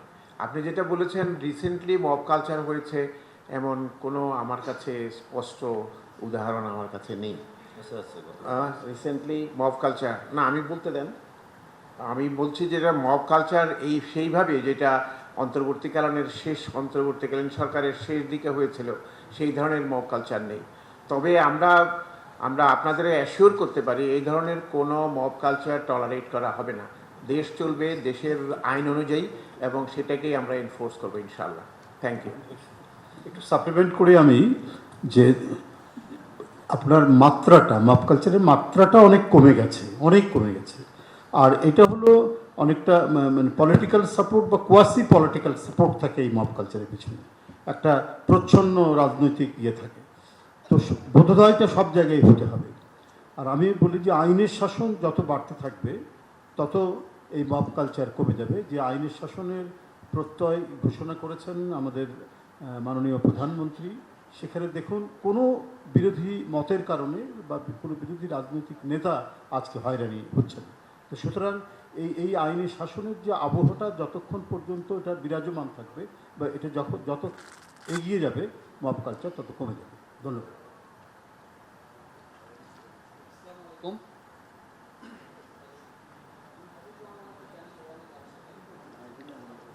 মাইকটা কাজ করছে না, হ্যালো পরিচয় দিবেন। হ্যালো জি, আমি হাবিব রহমান, আমি চ্যানেল ওয়ানে কাজ করি সিনিয়র রিপোর্টার হিসেবে। আমার একটা বিষয় ছিল যে 180 দিনের বেশ কিছু কর্মকাণ্ড তুলে ধরলেন, খুবই ভালো। এখানে একটা জিনিস আমি পাইনি, সেটা হলো যে স্থানীয় সরকার নির্বাচনটা কবে হবে সেই বিষয়ে কোনো ইনফরমেশন নাই। আরেকটা বিষয় হলো যেটা আমরা দেখছি, এর আগে কখনো দেখিনি, আমি আরেকটা বিষয় হলো যেটি জানার বিষয়, আপনি বেসিক জিনিসটা বোধহয় একটু মিস করতেছেন। আমরা গত 180 দিনের ব্যাপারটা আলাপ করেছি, আগামী 100 দিনের ব্যাপারে আলাপ করতেছি না। Please, thank you. বলছেন যে 180 দিনের, কিন্তু স্থানীয় সরকার নির্বাচন তো এটা মানে হওয়া উচিত, সেক্ষেত্রে 180 দিনে নেই কেন সেটাও তো আমি জানতে পারি এক সাংবাদিক হিসাবে। এটা একটা বিষয়, যদি স্থানীয় সরকার প্রতিমন্ত্রী এখানে আছেন যদি সেটি বলেন। পাশাপাশি আরেকটা বিষয় যে গাজীপুরে একটি বনে সেখানে বর্জ্য ব্যবস্থাপনার জন্য শাল বন কেটে সেখানে বর্জ্য ব্যবস্থাপনার জায়গা করা হয়েছে। প্রধানমন্ত্রী বলছেন যে পরিবেশ সুরক্ষা করার ক্ষেত্রে, আরেক দিকে দেখছি যে আমরা বন কেটে সেখানে বনের ওই জায়গাতে এই ধরনের একটি ব্যবস্থা করা হচ্ছে, সেটা সাংঘর্ষিক কিনা। একটি প্রশ্ন শেষ করে দিতে চাই, আমরা দেখছি যে গেল কয়েকটি বিষয়ে এক মিনিট লাগবে না, 30 সেকেন্ড। একটা করে প্রশ্ন করা, যদি তিনজন করলে 3টা প্রশ্ন করলে তো সবাই করলে হবে না। দলীয়ভাবে বিভিন্ন জায়গায় দলীয় লোকজনদেরকে আমরা দেখছি যে নিয়োগ দেওয়া হচ্ছে, সেই জায়গাটিতে আসলে কিভাবে দেখবেন যে সরকার কি আসলে দলীয় মানুষকেই তাদের প্রতিষ্ঠানগুলোতে নিয়োগ দেওয়ার ক্ষেত্রে বেশি প্রায়োরিটি দিচ্ছে কিনা? Thank you.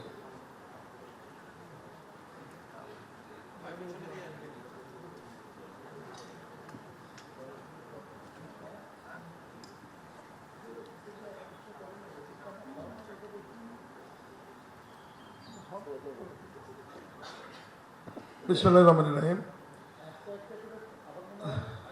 একটা করে প্রশ্ন করেন, জবাব দেন। উপস্থিত মাননীয় প্রধানমন্ত্রী, সম্মানিত উপদেষ্টাবৃন্দ, মন্ত্রী পরিষদের সদস্যবৃন্দ, মাননীয় প্রধানমন্ত্রীর প্রেস সচিব, অতিরিক্ত প্রেস সচিব এবং প্রেস উইংকে যারা রয়েছেন, শ্রদ্ধেয় সম্মানিত সাংবাদিকবৃন্দ এবং ক্যামেরা পার্সন, আসসালামু আলাইকুম। স্থানীয় সরকার নির্বাচন নিয়ে আমরা বহুবার উত্তর দিয়েছি প্রশ্ন, তারপর আমি পরিষ্কার করতে চাই। চলতি অর্থ বছরে স্থানীয় সরকারের 5টি নির্বাচন, সিটি কর্পোরেশন, পৌরসভা, উপজেলা, জেলা পরিষদ এবং ইউনিয়ন পরিষদের প্রায় 6,000 কোটি টাকার প্রয়োজন হবে এই সমস্ত নির্বাচন সম্পন্ন করতে। সরকারি নির্বাচনগুলো করবার জন্য বদ্ধপরিকর। চলতি অর্থ বছরের বাজেটে এই টাকা রাখা আছে। নির্বাচন কমিশন প্রস্তুতি নিচ্ছে। নির্বাচন কমিশনের প্রস্তুতি শেষ হলে নির্বাচন কমিশন, স্থানীয় সরকার বিভাগ এবং অর্থ বিভাগ আমরা সমন্বিতভাবে বসে কোন নির্বাচনটি আগে করব কোনটা পরে করব এটা ঠিক করে সরকারের সম্মতি নিয়ে আমরা মাঠ পর্যায়ে নির্বাচনে চলে যাব। তবে এটা নিশ্চিত থাকবেন, চলতি অর্থ বছরের মধ্যেই স্থানীয় সরকারের 5টি নির্বাচনে সম্পন্ন হবে ইনশাআল্লাহ। টাকা আছে, নির্বাচন কমিশন প্রস্তুতি নিচ্ছে। নির্বাচন কমিশনের প্রস্তুতি শেষ হলে নির্বাচন কমিশন, স্থানীয় সরকার বিভাগ এবং অর্থ বিভাগ আমরা সমন্বিতভাবে বসে কোন নির্বাচনটি আগে করব কোনটা পরে করব এটা ঠিক করে সরকারের সম্মতি নিয়ে আমরা মাঠ পর্যায়ে নির্বাচনে চলে যাব। তবে এটা নিশ্চিত থাকবেন, চলতি অর্থ বছরের মধ্যেই স্থানীয় সরকারের 5টি নির্বাচনে সম্পন্ন হবে ইনশাআল্লাহ। আসসালামু আলাইকুম, আমার নাম শাহিন চৌধুরী। আমি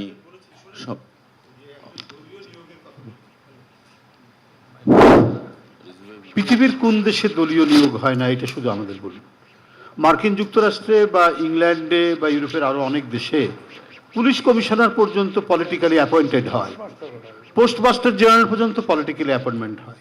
আপনারা দেখেন যে সে যোগ্যতা আছে কিনা, তার ইউনিভার্সিটি গ্র্যাজুয়েশন এবং পোস্ট গ্র্যাজুয়েশন আছে কিনা।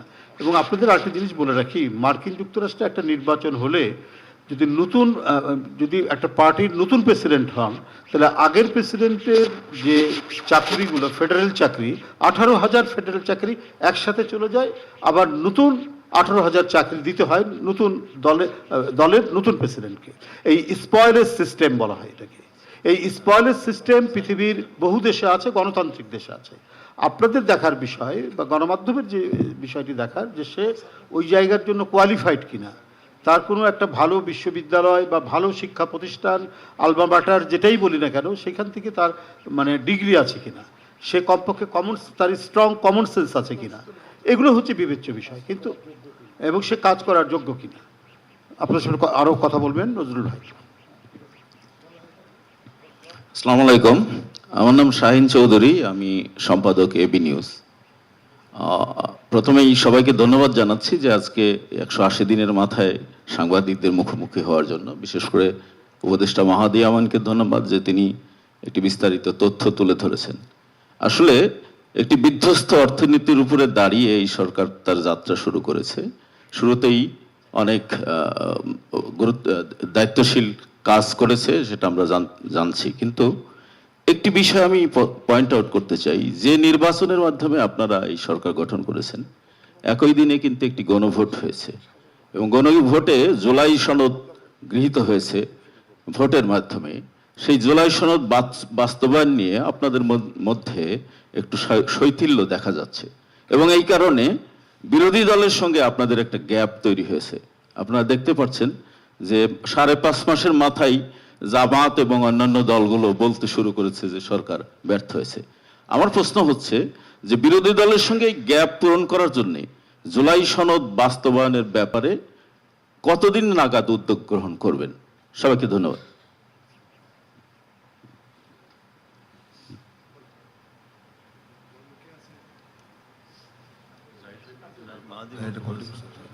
ঠিক আছে, আচ্ছা, দলীয় ব্যাপারটা নিয়ে একটা কথা একটু বলি। একটা বাক্য বলে আমি আমার এই প্রশ্নের অ্যাড্রেস করা যাচ্ছি। সেটা হলো, মানে আমরা একজন দলীয় প্রধানমন্ত্রীর হাতে তো দেশ তুলে দিয়েছি চালানোর জন্য, তাই না?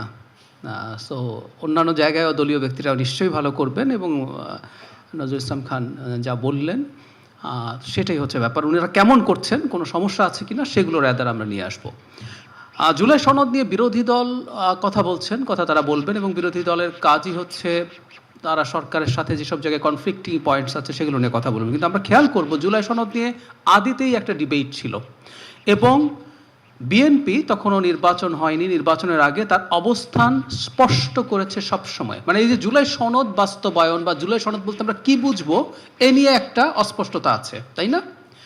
বিএনপি রিপিটেডলি বলেছে সংসদ ভবনের প্লাজায় যেদিন স্বাক্ষরিত হয়েছে তারিখটা সম্ভবত 17 বা 18 অক্টোবর তারিখ বলে বিএনপি বলে যে ওই তারিখে স্বাক্ষরিত জুলাই সনদ বিএনপি বাস্তবায়ন করবে, যে এগুলো সে করবে না, দ্বিমত প্রকাশ করছে। সো ওই নোট অফ ডিসেন্ট বাদ দিয়ে জুলাই সনদে আর যা যা আছে সব কিছু বিএনপি বাস্তবায়ন করবে। এর মধ্যে একটা বড় আলোচনা হচ্ছে সংবিধান সংশোধন নিয়ে। আপনারা জানেন এটার জন্য একটা কমিটি তৈরি করা হয়েছে, ওইটার প্রথম বৈঠক হয়েছে এবং এটা চলমান থাকবে। আমি রিপিট করছি, স্বাক্ষরিত জুলাই সনদ উইথ নোট অফ ডিসেন্টস। বিএনপির বক্তব্য এটাই ছিল, অন্যান্য দলেরও তো নোট অফ ডিসেন্টস ছিল, তারা যদি ক্ষমতায় আসতেন তারা তাদের নোট অফ ডিসেন্ট বাদ দিয়ে বাকিগুলো সংস্কার করে ফেলতেন। বিএনপিও সেটা করছে এবং আমি আপনাদের কাছে এক্সপেক্ট করব বিএনপি তার এই প্রতিশ্রুতি যেটা নোট অফ ডিসেন্ট, তার নোট অফ ডিসেন্টের বাইরের জিনিসগুলো সে করছে না, সেটা যদি হয় তাহলে বলবেন। এবং আমি বিরোধী দল যারা আছেন তারা তাদের রাজনীতি করুন, কিন্তু আমরা আশা করি জনগণ এই ব্যাপারটা বুঝতে পারছে। ধন্যবাদ। আসসালামু আলাইকুম। একটু 1 মিনিট। এই আমার কাছে খুব মানে বুঝতেই খুব কষ্ট হয় অনেক সময়, বিশেষ করে বিজ্ঞ সাংবাদিক বন্ধুরা আছেন এখানে, সমস্ত রেকর্ড তাদের কাছে আছে। এই ব্যাপারে বিশ্লেষণের ক্ষমতা আমাদের যে কারো চেয়ে তাদের কম না।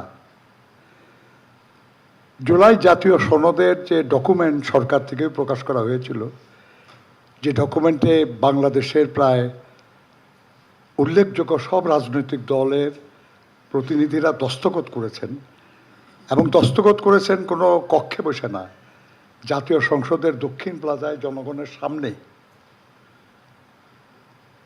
আমি তো বিশ্বাস করি যে একটা রাজনৈতিক দলের জন্য এই ধরনের যে ডকুমেন্ট ঘোষণা, এটার মূল্য সবচেয়ে বেশি। কিন্তু আমরা দেখেছি যারা এই ডকুমেন্টে সিগনেচার করেছেন, সেই ডকুমেন্টের একদম প্রথম যেটা লেখা সেটা হলো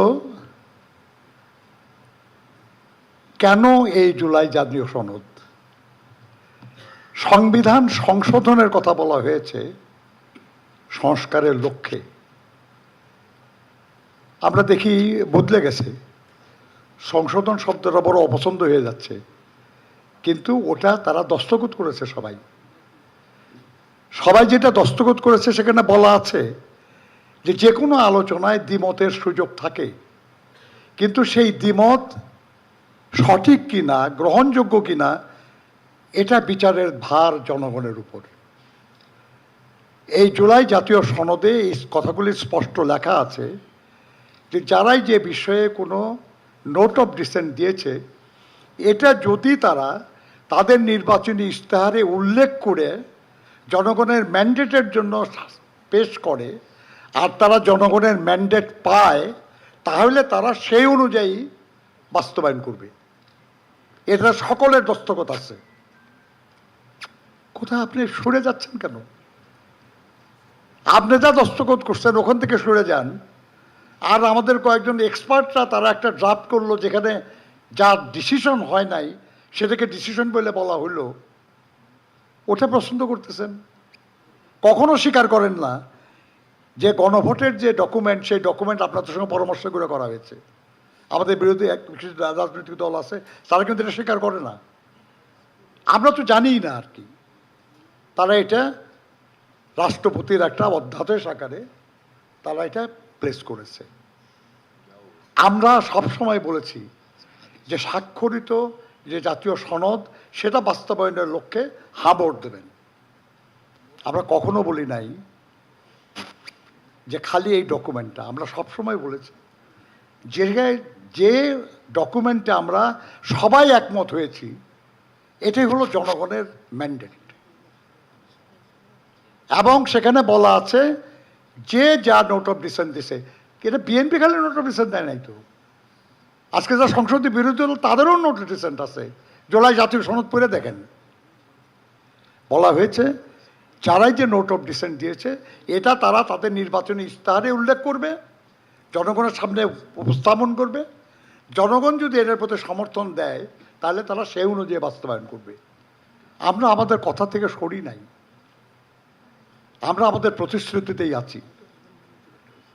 যারা এটাকে অন্যভাবে বোঝানোর চেষ্টা করতেছেন, এমনকি যারা ওই সময় দস্তখত করেন নাই, তারা পরবর্তীতে যে দস্তখত করেছেন, তারা কিন্তু এই একই ডকুমেন্টে দস্তখত করেছেন, মেনে নিয়েছেন যে সংস্কারের জন্য সংবিধান সংশোধন করা হবে।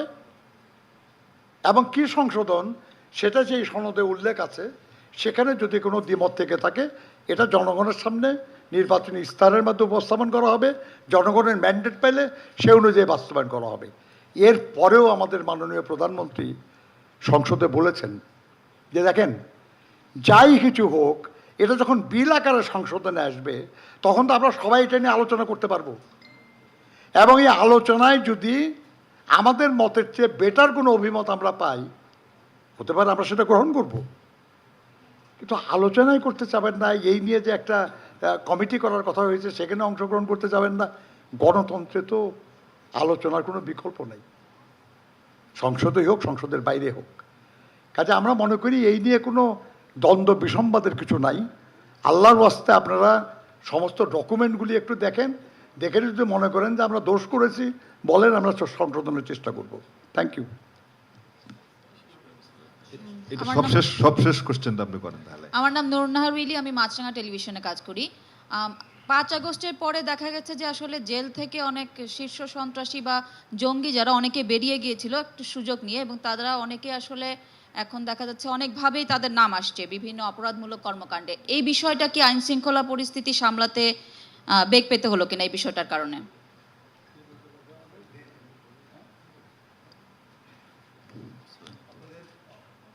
অবগতির জন্য বলি যে শীর্ষ সন্ত্রাসীদের কথা বলছেন, তারা অধিকাংশ অন্তর্বর্তী সরকারের সময় তারা কারাগার থেকে বেরিয়েছে, এবং এরা অনেকেই দেশের বাইরে চলে গেছেন, সেখান থেকে কিছু কর্মকাণ্ড করছেন। এবং এ বিষয়ে যে প্রয়োজনীয় পদক্ষেপ আমার মনে হয় সরকার এবং যে কনসার্ন যে মিনিস্ট্রি, হোম মিনিস্ট্রি এই বিষয়ে জানে এবং প্রয়োজনীয় যে পদক্ষেপ ইতিমধ্যেই শুরু হয়েছে বিভিন্ন জায়গায়। আপনারা দেখেছেন, যার কথা মাহাদি আমের এখানে উল্লেখ করেছেন, ওই যে জঙ্গল সালিমপুর, সেটা অপরাধমুক্ত করা হয়েছে এবং ক্রমান্বয়ে এগুলো আরও করা হবে। ধন্যবাদ। আসসালামু আলাইকুম, আমার নাম বাহরাম খান, আমি ডেইলি স্টারে কাজ করি। আমার প্রথম প্রশ্ন হচ্ছে জনপ্রশাসন উপদেষ্টা মহোদয়ের কাছে বিএনপির নির্বাচনী ইশতেহারে স্পষ্টভাবে বলা হয়েছিল জনপ্রশাসন সংস্কার কমিশন গঠন করা হবে। জনপ্রশাসন একটি রাষ্ট্র পরিচালনার মূল বডি হিসেবে কাজ করে। 6 মাসেও এই কমিশন কেন গঠন করা হলো না বা উদ্যোগের দিকে আমরা দেখিনি। বিশেষ করে প্রশাসনের তরুণ অফিসাররা চুক্তিভিত্তিক শীর্ষ পদগুলোতে চুক্তিভিত্তিক নিয়োগে অভ্যন্তরীণভাবে খুবই ক্ষুব্ধ। আমরা বিভিন্ন সময় নিউজও করেছি, কিন্তু সরকার আরেক দফা চুক্তিভিত্তিক নিয়োগ দিতে যাচ্ছে বলে আলোচনা আছে। এটা সত্য কিনা, এটা একটা প্রশ্ন। দ্বিতীয় প্রশ্ন মাননীয় তথ্যমন্ত্রী মহোদয়ের কাছে, যে অন্তর্বর্তী সরকারের আমলে গঠিত গণমাধ্যম কমিশনের আলোকে স্থায়ী গণমাধ্যম কমিশন গঠনের বিষয়ে আরও আলাপ আলোচনার মাধ্যমে নতুন পদক্ষেপ নেওয়ার কথা।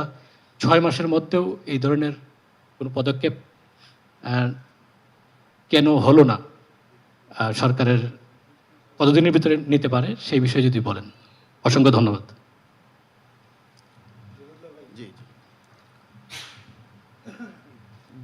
প্রশাসন সংস্কার কমিশন করার জন্য নির্বাচনী ইশতেহারে যে কথা বলা আছে, সরকার সেই পয়েন্ট থেকে সরে আসে নাই, বরঞ্চ সেই লক্ষ্যেই কাজ করছে। এবং ইন দি মিন টাইম কিছু প্রক্রিয়াও আপনারা দেখেছেন, কিছু কিছু কাজ জনপ্রশাসন মন্ত্রণালয় থেকে শুরু হয়েছে। বিশেষ করে আমাদের প্রশাসনে আগের সরকারের ধ্বজাবাহী কিছু ব্যক্তি এখনও রয়ে গেছেন, তাদেরকে সে সমস্ত জায়গা থেকে চিহ্নিত করে সে সমস্ত জায়গা ক্লিনজিং অপারেশন করার একটা চেষ্টা আমরা করেছি এবং সেটা ধারাবাহিকভাবে অব্যাহত রয়েছে। এমন কিছু করা যাবে না যাতে দেশ এবং জাতির ক্ষতি হয়, but at the same time আমাদের এই প্রশাসনকে যেভাবে দলীয়করণ করা হয়েছে সেখান থেকেও আমাদেরকে বেরিয়ে আসতে হবে। তবে একটা প্রশাসন সংস্কার করার জন্য অন্তর্বর্তীকালীন সরকারের সময় একটা রিপোর্ট দেওয়া হয়েছিল, সেটাও আমরা লক্ষ্য করেছি এবং সেটা আমরা দেখেছি। আমরা খুব শীঘ্রই জনপ্রশাসন সংস্কারের জন্য আনুষ্ঠানিকভাবে একটা কমিশন করতে যাচ্ছি, সেটা আপনার শীঘ্রই দেখতে পাবেন। সকলকে ধন্যবাদ। আসসালামু আলাইকুম। যে সংস্কার কমিশন আমরা করতে চাই, কিন্তু সেই সংস্কার কমিশনকে যারা সাপোর্ট করবে, ওখানে যদি ভূত টুত থাকে আর কি, এগুলো ক্লিয়ার না করে তো কনস্ট্রাক্ট করলে বলে ভালো কাজ হবে না। একটু সময় লাগতেছে, শিগগিরই হবে ইনশাল্লাহ। আমি একটু ওই গণমাধ্যম কমিশনের ওইটা একটু উত্তর দিই, ওই অংশটা।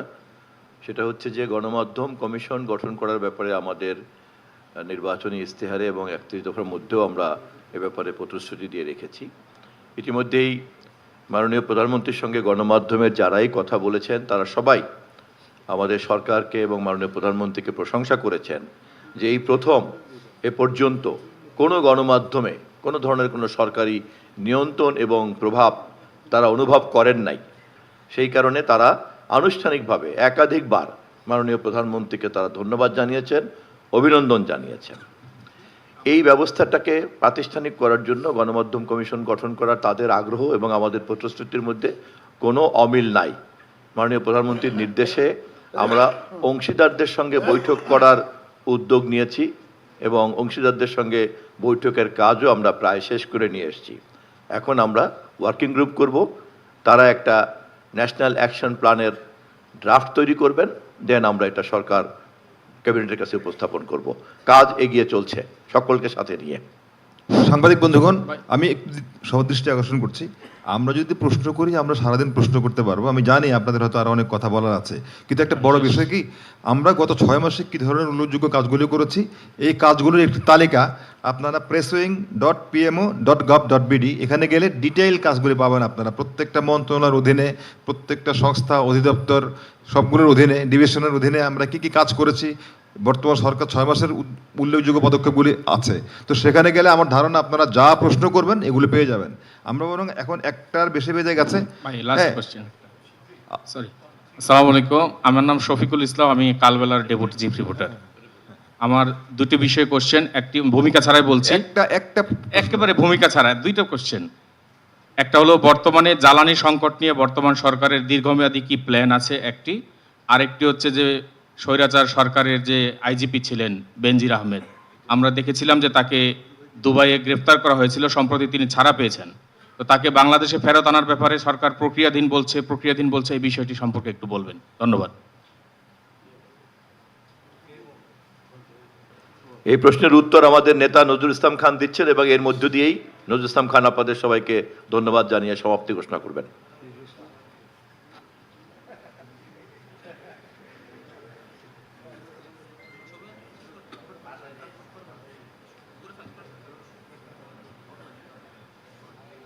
আচ্ছা নজরুল ভাই, আপনি বলার আগে আমরা একটু বলি প্লিজ।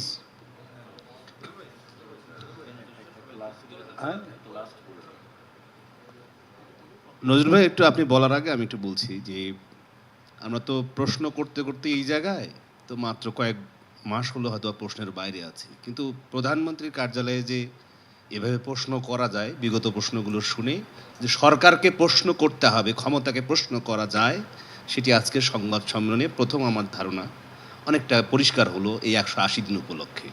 কিন্তু শুরুতে যে কথাটি মাননীয় প্রধানমন্ত্রী উপদেষ্টা মাহমুদুল আমিন বলেছেন যে বিএনপি একটি ভঙ্গুর একটি অবস্থার মধ্য দিয়ে, ধ্বংসযজ্ঞের মধ্য দিয়ে উপর দাঁড়িয়ে একটি সরকার পেয়েছে, এটি প্রথম নয়। 74 দুর্ভিক্ষের পর 75-এর 7 নভেম্বর পর বিএনপি কিন্তু এভাবেই ক্ষমতায় এসেছিল, যখন সরকারই ছিল না 3 দিন।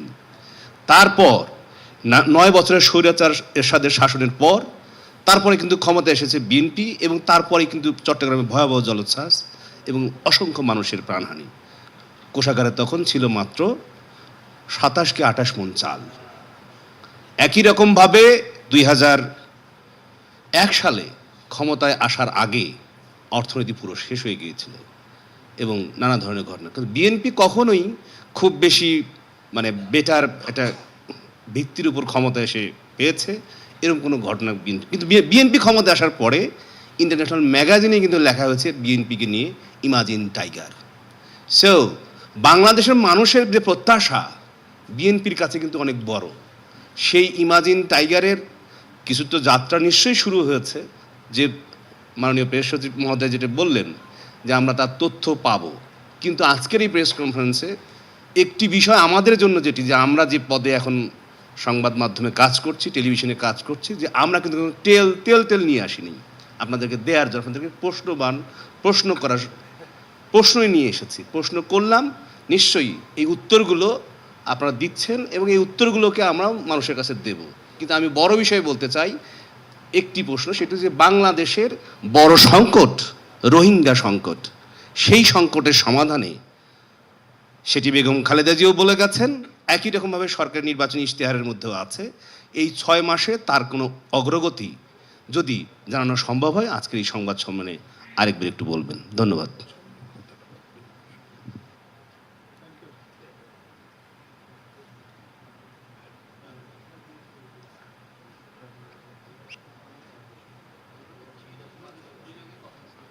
জি ধন্যবাদ। আপনার জ্বালানি সংকট নিয়ে আমরা অনেক আলোচনা করছি আমরা সবাই জানি আর কি, যে আমরা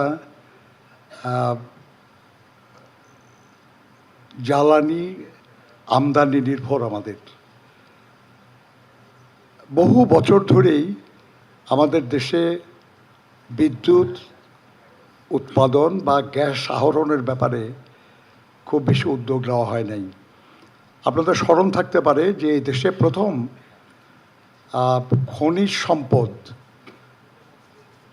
উন্নয়ন বা উত্তোলন এর জন্য যে প্রতিষ্ঠানটা করা হয়েছিল সেটা শহীদ জিয়ার আমলে, বাপেক্স। এবং বাপেক্সের মাধ্যমে বাংলাদেশে কিন্তু বেশ কিছু গ্যাস, তেল এগুলান অনুসন্ধান এবং আহরণ করা হয়েছে। এই প্রতিষ্ঠানটাকে দুর্বল করে ফেলা হয়েছে, অনেক দুর্বল। বিশেষ করে গত 15, 16, 17 বছরে আপনার একেবারেই অকার্যকর করে ফেলার ব্যবস্থা হয়েছে। আপনি বিদ্যুৎ এবং জ্বালানি এমন এক বিষয় যে আপনি চাইলেই খুব দ্রুত সমাধানের বিষয় না এটা। আপনি যদি গ্যাস বা পেট্রোলিয়াম জাত দ্রব্য আপনি যদি উত্তোলন করতে চান, তার আগে অনুসন্ধান করতে হবে, উত্তোলন করার পরে সেটা ডিস্ট্রিবিউশনের ব্যবস্থা করতে হবে। এটা সময় সাপেক্ষ ব্যাপার। এমনকি আপনার আমদানিও সময় সাপেক্ষ ব্যাপার। আপনারা শুনেছেন নিশ্চয়ই যে অতি সম্প্রতি বহু দেশের সঙ্গে আমরা আলোচনা করছি, আমাদের সরকার, এমনকি মিয়ানমারের সঙ্গে পর্যন্ত আলোচনা হচ্ছে যে পাইপলাইনের মাধ্যমে গ্যাস নিয়ে আসা যায় কিনা, চেষ্টা হচ্ছে। কিন্তু আমরা এটাও জানি যে স্বাভাবিক যে বিতরণ, আমদানি এবং বিতরণের যে ব্যবস্থা ছিল, এটা আমেরিকা, ইসরায়েল এবং ইরানের যুদ্ধের কারণে এটা ইন্টারাপ্টেড হয়েছে, ডিসরাপ্টেড হয়েছে। বহু দেশের সঙ্গে চুক্তি ছিল আমাদের, তারা রপ্তানিতে আগ্রহ নাই। অনেক জায়গা থেকে আমরা আমদানি করছি, কিন্তু সেখানে জাহাজ আসতে অনেক বিলম্ব হচ্ছে। হরমুজ প্রণালী বিষয় সবই আপনারা জানেন। এর ফলে জনগণের কিছু কষ্ট হচ্ছে। সম্ভবত ইতিহাসে প্রথমবার আমাদের এই মাননীয় প্রধানমন্ত্রী, উনি জনগণের কাছে দুঃখ প্রকাশ করেছেন, ক্ষমা চেয়েছেন এবং তাদেরকে আশ্বস্ত করেছেন যে যত দ্রুত সম্ভব আমরা এই সংকট সমাধানের জন্য ব্যবস্থা নিচ্ছি। প্রায় 40,000 কোটি টাকার মতো এডিশনাল বরাদ্দ দিতে হয়েছে। বাংলাদেশের মতো একটা অর্থনীতি থেকে এতগুলি টাকা শুধু জনগণের কাছে যে দায়বদ্ধতা, তাদের প্রয়োজন বিবেচনা করেই করা হয়েছে। এবং আমরা আশা করছি যে যত দ্রুত সম্ভব এই সংকট সমাধানের ব্যবস্থা করা যাবে। খুব অপ্রস্তুত অবস্থায় আমরা এই বিপরে সংকটে পড়ে গেছি।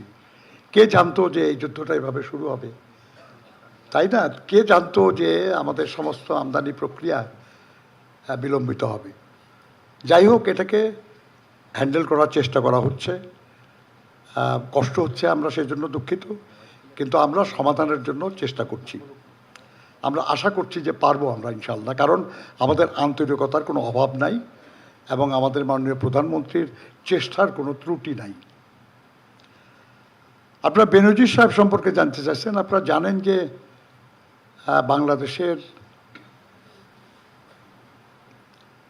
তার অনেক কুকর্মের তথ্য আপনারাই প্রকাশ করেছেন। তিনি একজন আসামি। আমরা তাকে বিচারের জন্য আমাদের এখানে চাই, কিন্তু উনি আর একটা দেশে উনি আছেন এবং সেখানেই উনি গ্রেপ্তার হয়েছিলেন। গ্রেপ্তার হওয়ার পর থেকেই চেষ্টা চলছে যে উনি যাতে বের না হতে পারেন এবং উনি যাতে আমাদের দেশে ফিরিয়ে নিয়ে এসে তার বিচার করা যায়। এই ব্যাপারে আমাদের সরকারের পক্ষ থেকে কূটনৈতিকভাবে আপনার সংযুক্ত আমিরাত সরকারের সঙ্গে প্রয়োজনীয় যোগাযোগ স্থাপন করা হয়েছে, আমাদের দূতাবাসের মাধ্যমে, পররাষ্ট্র মন্ত্রণালয়ের মাধ্যমে, এবং আইনি প্রক্রিয়ায় যাতে তিনি খুব কোনো সুবিধা না পান সেজন্য সেখানকার আইনি প্রতিষ্ঠানকে পর্যন্ত নিয়োগ দেওয়া হয়েছে। আমার ধারণা যে বিদেশে অবস্থানরত একজন আসামির ব্যাপারে এই দুটেই একটা সরকারের পক্ষে করা সম্ভব, আইনিভাবে এবং কূটনৈতিকভাবে। এর সর্বোচ্চ চেষ্টা আমাদের সরকারের পক্ষ থেকে করা হয়েছে এবং আরও যা কিছু করা প্রয়োজন করা হবে।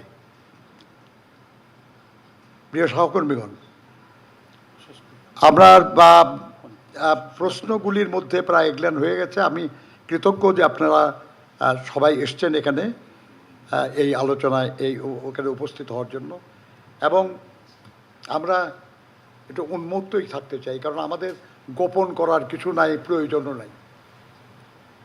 সেই জন্যই আপনাদের সামনে এই প্রধানমন্ত্রীর কার্যালয়ে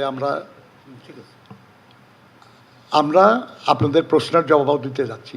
সুযোগ হলে আরও বেশি সময় ধরে আপনাদের প্রশ্নের জবাব দেওয়া যাবে। ইতিমধ্যে আপনারা সালে সিবলি যেটা বলেছে যে ডকুমেন্টটা প্রিপেয়ার করা হয়েছে তাদের অফিসের পক্ষ থেকে, সেটা আপনারা একটু দয়া করে দেখেন, পড়েন, তারপরে ব্যক্তিগতভাবে দলগতভাবে কোনোভাবে আপনাদের কোনো প্রশ্ন থাকলে তার জবাব দেওয়াতে আমাদের কোনো আপত্তি থাকবে না। কারণ আমি আবার বলি যে আমাদের গোপন করার কিছু নাই। আমরা আপনাদের হয়ে কাজ করছি, কাজেই আপনাদেরকে অবহিত করা, আপনাদেরকে জানানো, এটা আমরা কর্তব্য বিবেচনা করি। বন্ধুগণ, আমি প্রথমেই আমার সহকর্মীদেরকে ধন্যবাদ জানাই যে তারা যার যার অবস্থান থেকে যা বলা দরকার ছিল তারা বলেছেন। বেশি বলেছে মাহাদি আমিন, উনি প্রধানমন্ত্রীর মুখপাত্র, প্রধানমন্ত্রীর পক্ষ থেকেই বলেছেন তিনি। এর অনেক কিছুই জানেন আপনারা, অনেক কিছু সবসময় মনে থাকে না, কিন্তু এটা একত্র করলে সম্ভবত আপনারা অন্তত এতটুকু অনুভব করবেন যে মাত্র 6 মাসে এত একটা বড় সমস্যা পীড়িত দেশে যতটুকু করা সম্ভব হয়েছে হয়তো যথেষ্ট না, কিন্তু একেবারে কমও না। আমি প্রথমেই ধন্যবাদ জানাই আপনাদেরকে, আমাদের দেশে যারা সংসদে বা সংসদের বাইরে বিভিন্ন রাজনৈতিক দল আছে, শ্রেণী পেশা সংগঠন আছে, বিশেষ করে জনগণকে, যে তারা গত এই 6 মাসে অনেক সহযোগিতা করেছেন। কেউ কেউ কিছু বিরোধিতা করেছেন, আমরা সেটাকে সহযোগিতার অংশ হিসেবেই দেখতে চাই। আমরা সবার কাছে কৃতজ্ঞ, আমরা তাদের ধন্যবাদ জানাই। আমরা আশা করি যে আমার আগামী দিনগুলির যে পরিক্রমা, সেখানেও তারা দেশের মানুষ এবং আমাদের সম্মিলিত যে সমৃদ্ধি সেটা অর্জনে তারা পাশে থাকবেন। প্রিয় সহকর্মীরা, আপনারা আমার বন্ধুদের কাছ থেকে শুনেছেন আর কি, যে বাংলাদেশে সব কিছুই যেন খুব দ্রুত ঘটে।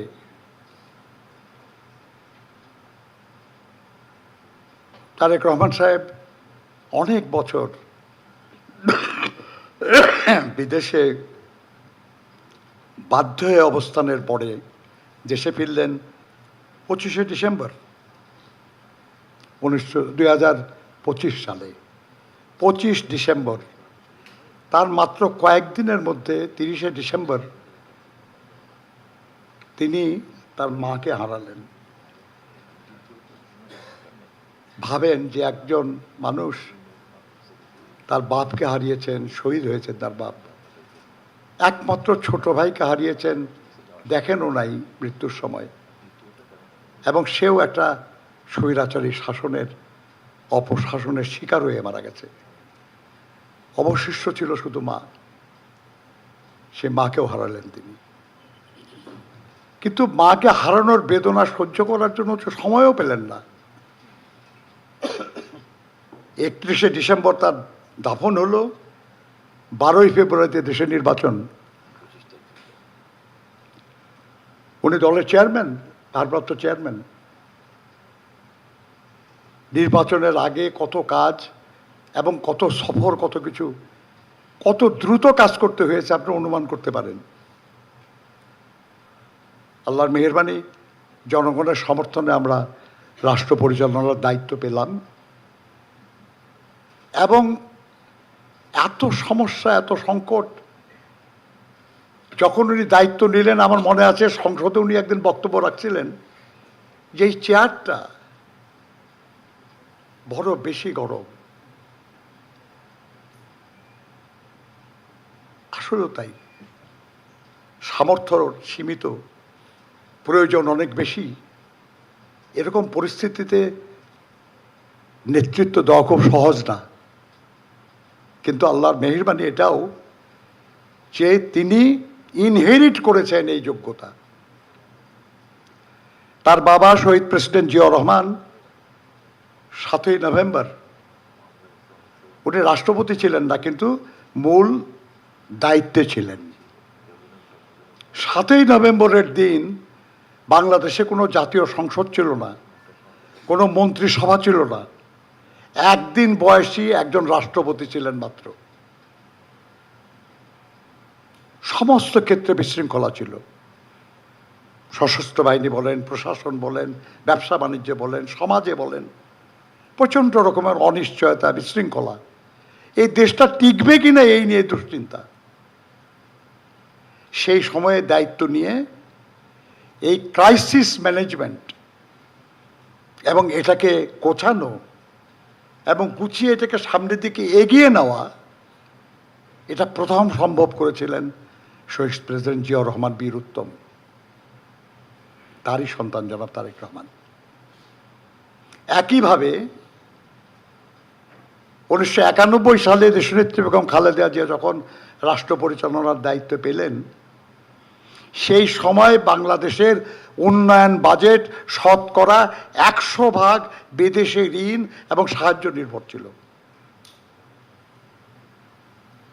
দুর্নীতি অনাচারে দেশ ছেয়ে গেছে, অন্যায়ভাবে জোর করে ক্ষমতা দখল করে রাখা হয়েছে। নির্বাচনে 86 সালে বিএনপিও যায় নাই, যারা গেছিলেন তারা টিকেন নাই। 88 সালের নির্বাচনে কোনো উল্লেখযোগ্য রাজনৈতিক দল অংশগ্রহণ করে নাই। এই ধরনের নির্বাচনে একটা নির্বাচিত বলে দাবিদার একটা দল রাষ্ট্র শাসন করছিল অন্যায় অনাচারের মাধ্যমে। সেরকম একটা দেশের পরিচালনার দায়িত্ব পেয়েছিলেন দেশনেত্রী বেগম খালেদা জিয়া। আর একটা ক্রাইসিস মোমেন্ট, আর একটা সংকটকাল, এবং সেই সংকটকালে দেশ এবং মানুষকে সংগঠিত করা, আশ্বস্ত করা, তাদেরকে উন্নয়নের পথে আহ্বান করা, সহযোগিতা পাওয়া এবং এগিয়ে যাওয়া, কাজগুলি সহজ ছিল না। একই ধারাবাহিকতায় 2026 সালে আমাদের প্রধানমন্ত্রী তারেক রহমান যখন দায়িত্ব নেন, তখন দেশের অবস্থা কী ছিল আপনারা সবাই জানেন। সেই অবস্থাতে দায়িত্ব নিয়ে তিনি এবং তার সরকার গত 6 মাস কি করতে পেরেছেন বা কি করতে পারেন নাই, এই বিচারের ভার জনগণের উপর, এবং জনগণ এটা প্রকাশ করে আপনাদের মাধ্যমে। আপনারা তাদের হয়ে দেশকে জানান। আপনাদের কাছে শুধু একটাই অনুরোধ থাকবে, বিবেচনা করুন যে আপনি একদিনে কতটা হাঁটতে পারেন।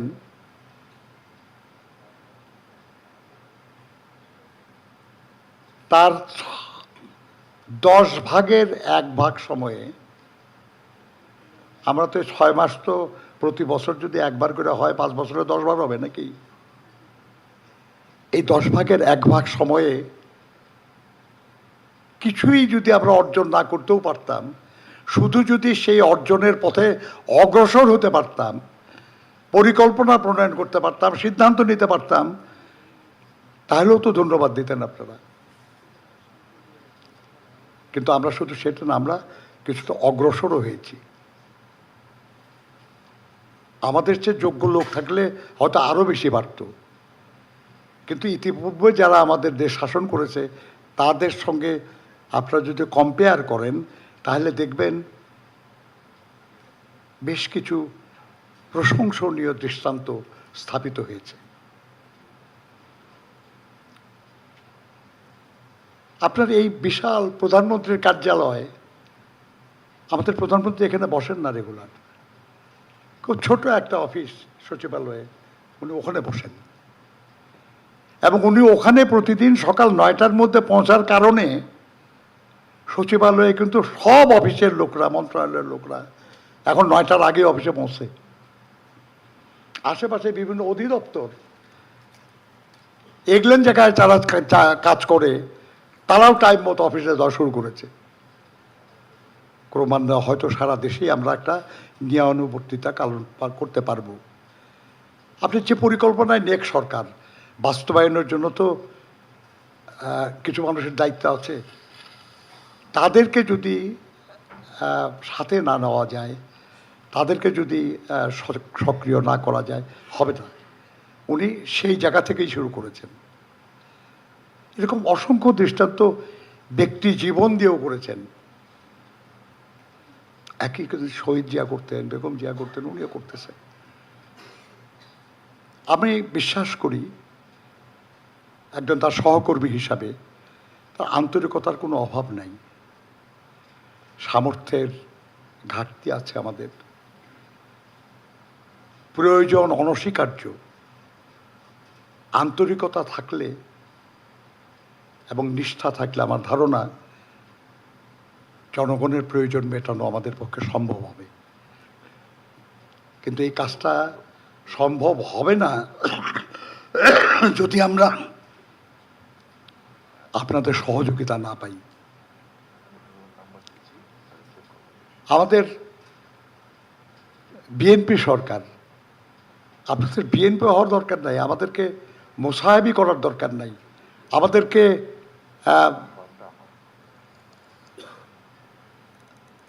মানে খুশি করার দরকার নাই। যা সত্য, যা সঠিক, ওইটুক বললে আমরা খুশি হব। আমরা চেষ্টা করছি। আমার ধারণা সরকার সিদ্ধান্ত যদি নেয়, আগামী 6 মাস পরে যখন আবার আপনাদের সামনে এ ধরনের একটা অনুষ্ঠানে আমরা একত্র হতে পারবো, সম্ভবত আমরা আরও ভালো কিছু তথ্য, ভালো কিছু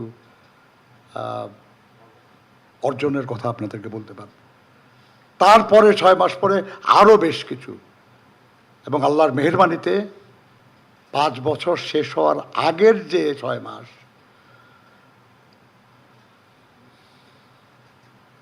আপনারা খুব খুশি মনে আমাদের কোনো অনুরোধ ছাড়াই লিখতে পারবেন, বলতে পারবেন যে সময়টা ভালো কেটেছে। চলুন আমরা সবাই আল্লাহর কাছে প্রার্থনা করি যে দেশ এবং দেশের মানুষ তাদের আকাঙ্ক্ষা পূরণের জন্য আমরা যেন সবাই একসাথে কাজ করতে পারি। ভুল হলে আপনারা সমালোচনা করবেন, কিন্তু ভালো কাজে দয়া করে সমর্থনও করুন, সহযোগিতা করুন, আমাদের জন্য না, দেশ এবং দেশের মানুষের জন্য। আপনাদের সবাইকে ধন্যবাদ। আসসালামু আলাইকুম। সাংবাদিক বন্ধুগণ, আপনাদেরকে অসংখ্য ধন্যবাদ। আমরা শুরুতে একটা কথা বলেছি যে আসলে এটা প্রচলিত অর্থে কোনো সংবাদ সম্মেলন ছিল না, জনগণের কাছে দায়বদ্ধ ছিল সরকার। সেই জায়গা থেকে শুধু একটা কথা বলতে ভুলে গেছিলাম, যেটা আমরা আজকে যে আপনাদের সামনে কথা বলছি, এটা কিন্তু আমাদের কোনো প্রতিশ্রুতি পূরণের বিষয় না। আমরা কখনো আপনাদেরকে বলি নাই যে আগে 6 মাসে আমরা এই কাজ করব, বলি নাই কখনো। কিন্তু আমরা এটা বলতেছি আমাদের দায়বদ্ধতা থেকে, এবং গণতান্ত্রিক রাষ্ট্র ব্যবস্থায় সরকারের যে জবাবদিহিতার যে দায়বদ্ধতা, সেখান থেকে বলছি আমরা। আমাদের নিজের উদ্যোগে, আপনাদের দাবিতেও না, আমাদের কোনো প্রতিশ্রুতি পূরণের অংশ হিসাবেও না। শুধুই জনগণের কাছে, যে জনগণ আমাদেরকে নির্বাচিত করেছে, তাদের কাছে যে দায়বদ্ধতা আমাদের, তাদের কাছে জবাবদিহিতার যে গণতান্ত্রিক রীতি, সেটা পূরণের জন্য আজকে আমরা এই আয়োজন করেছি। Thank you. সাংবাদিক বন্ধুগণ, এই নজরুল ইসলাম খান উনি যেমন বললেন যে জনগণের কাছে আমাদের দায়বদ্ধতা, তা আমরা সেটি মনে করি যে জনগণের কাছে সরকার যে জবাবদিহিমূলক, এই জবাবদিহিতা নিশ্চিত করার ক্ষেত্রে গণমাধ্যম একটা খুব ভালো সেতুবন্ধন। আমরা সে কারণে আপনাদের সঙ্গে আমরা ডেকে কথাগুলি বললাম, প্রশ্ন করেছেন, মত বিনিময় করেছেন, মত দিয়েছেন, আমরা আমাদের কথাগুলি বলেছি। আমরা চাই জনগণ সরকারের ভালো উদ্যোগগুলো জানুক এবং যেখানে যেখানে সরকারের সীমাবদ্ধতা আছে সেগুলো আমরা যদি জানি, সরকার জানে, আমরা সবাই মিলে একসাথে একটি কল্যাণমূলক রাষ্ট্র প্রতিষ্ঠা করতে পারবো। সেই প্রত্যাশা রেখে আজকে এই অনুষ্ঠানটা শেষ করছি।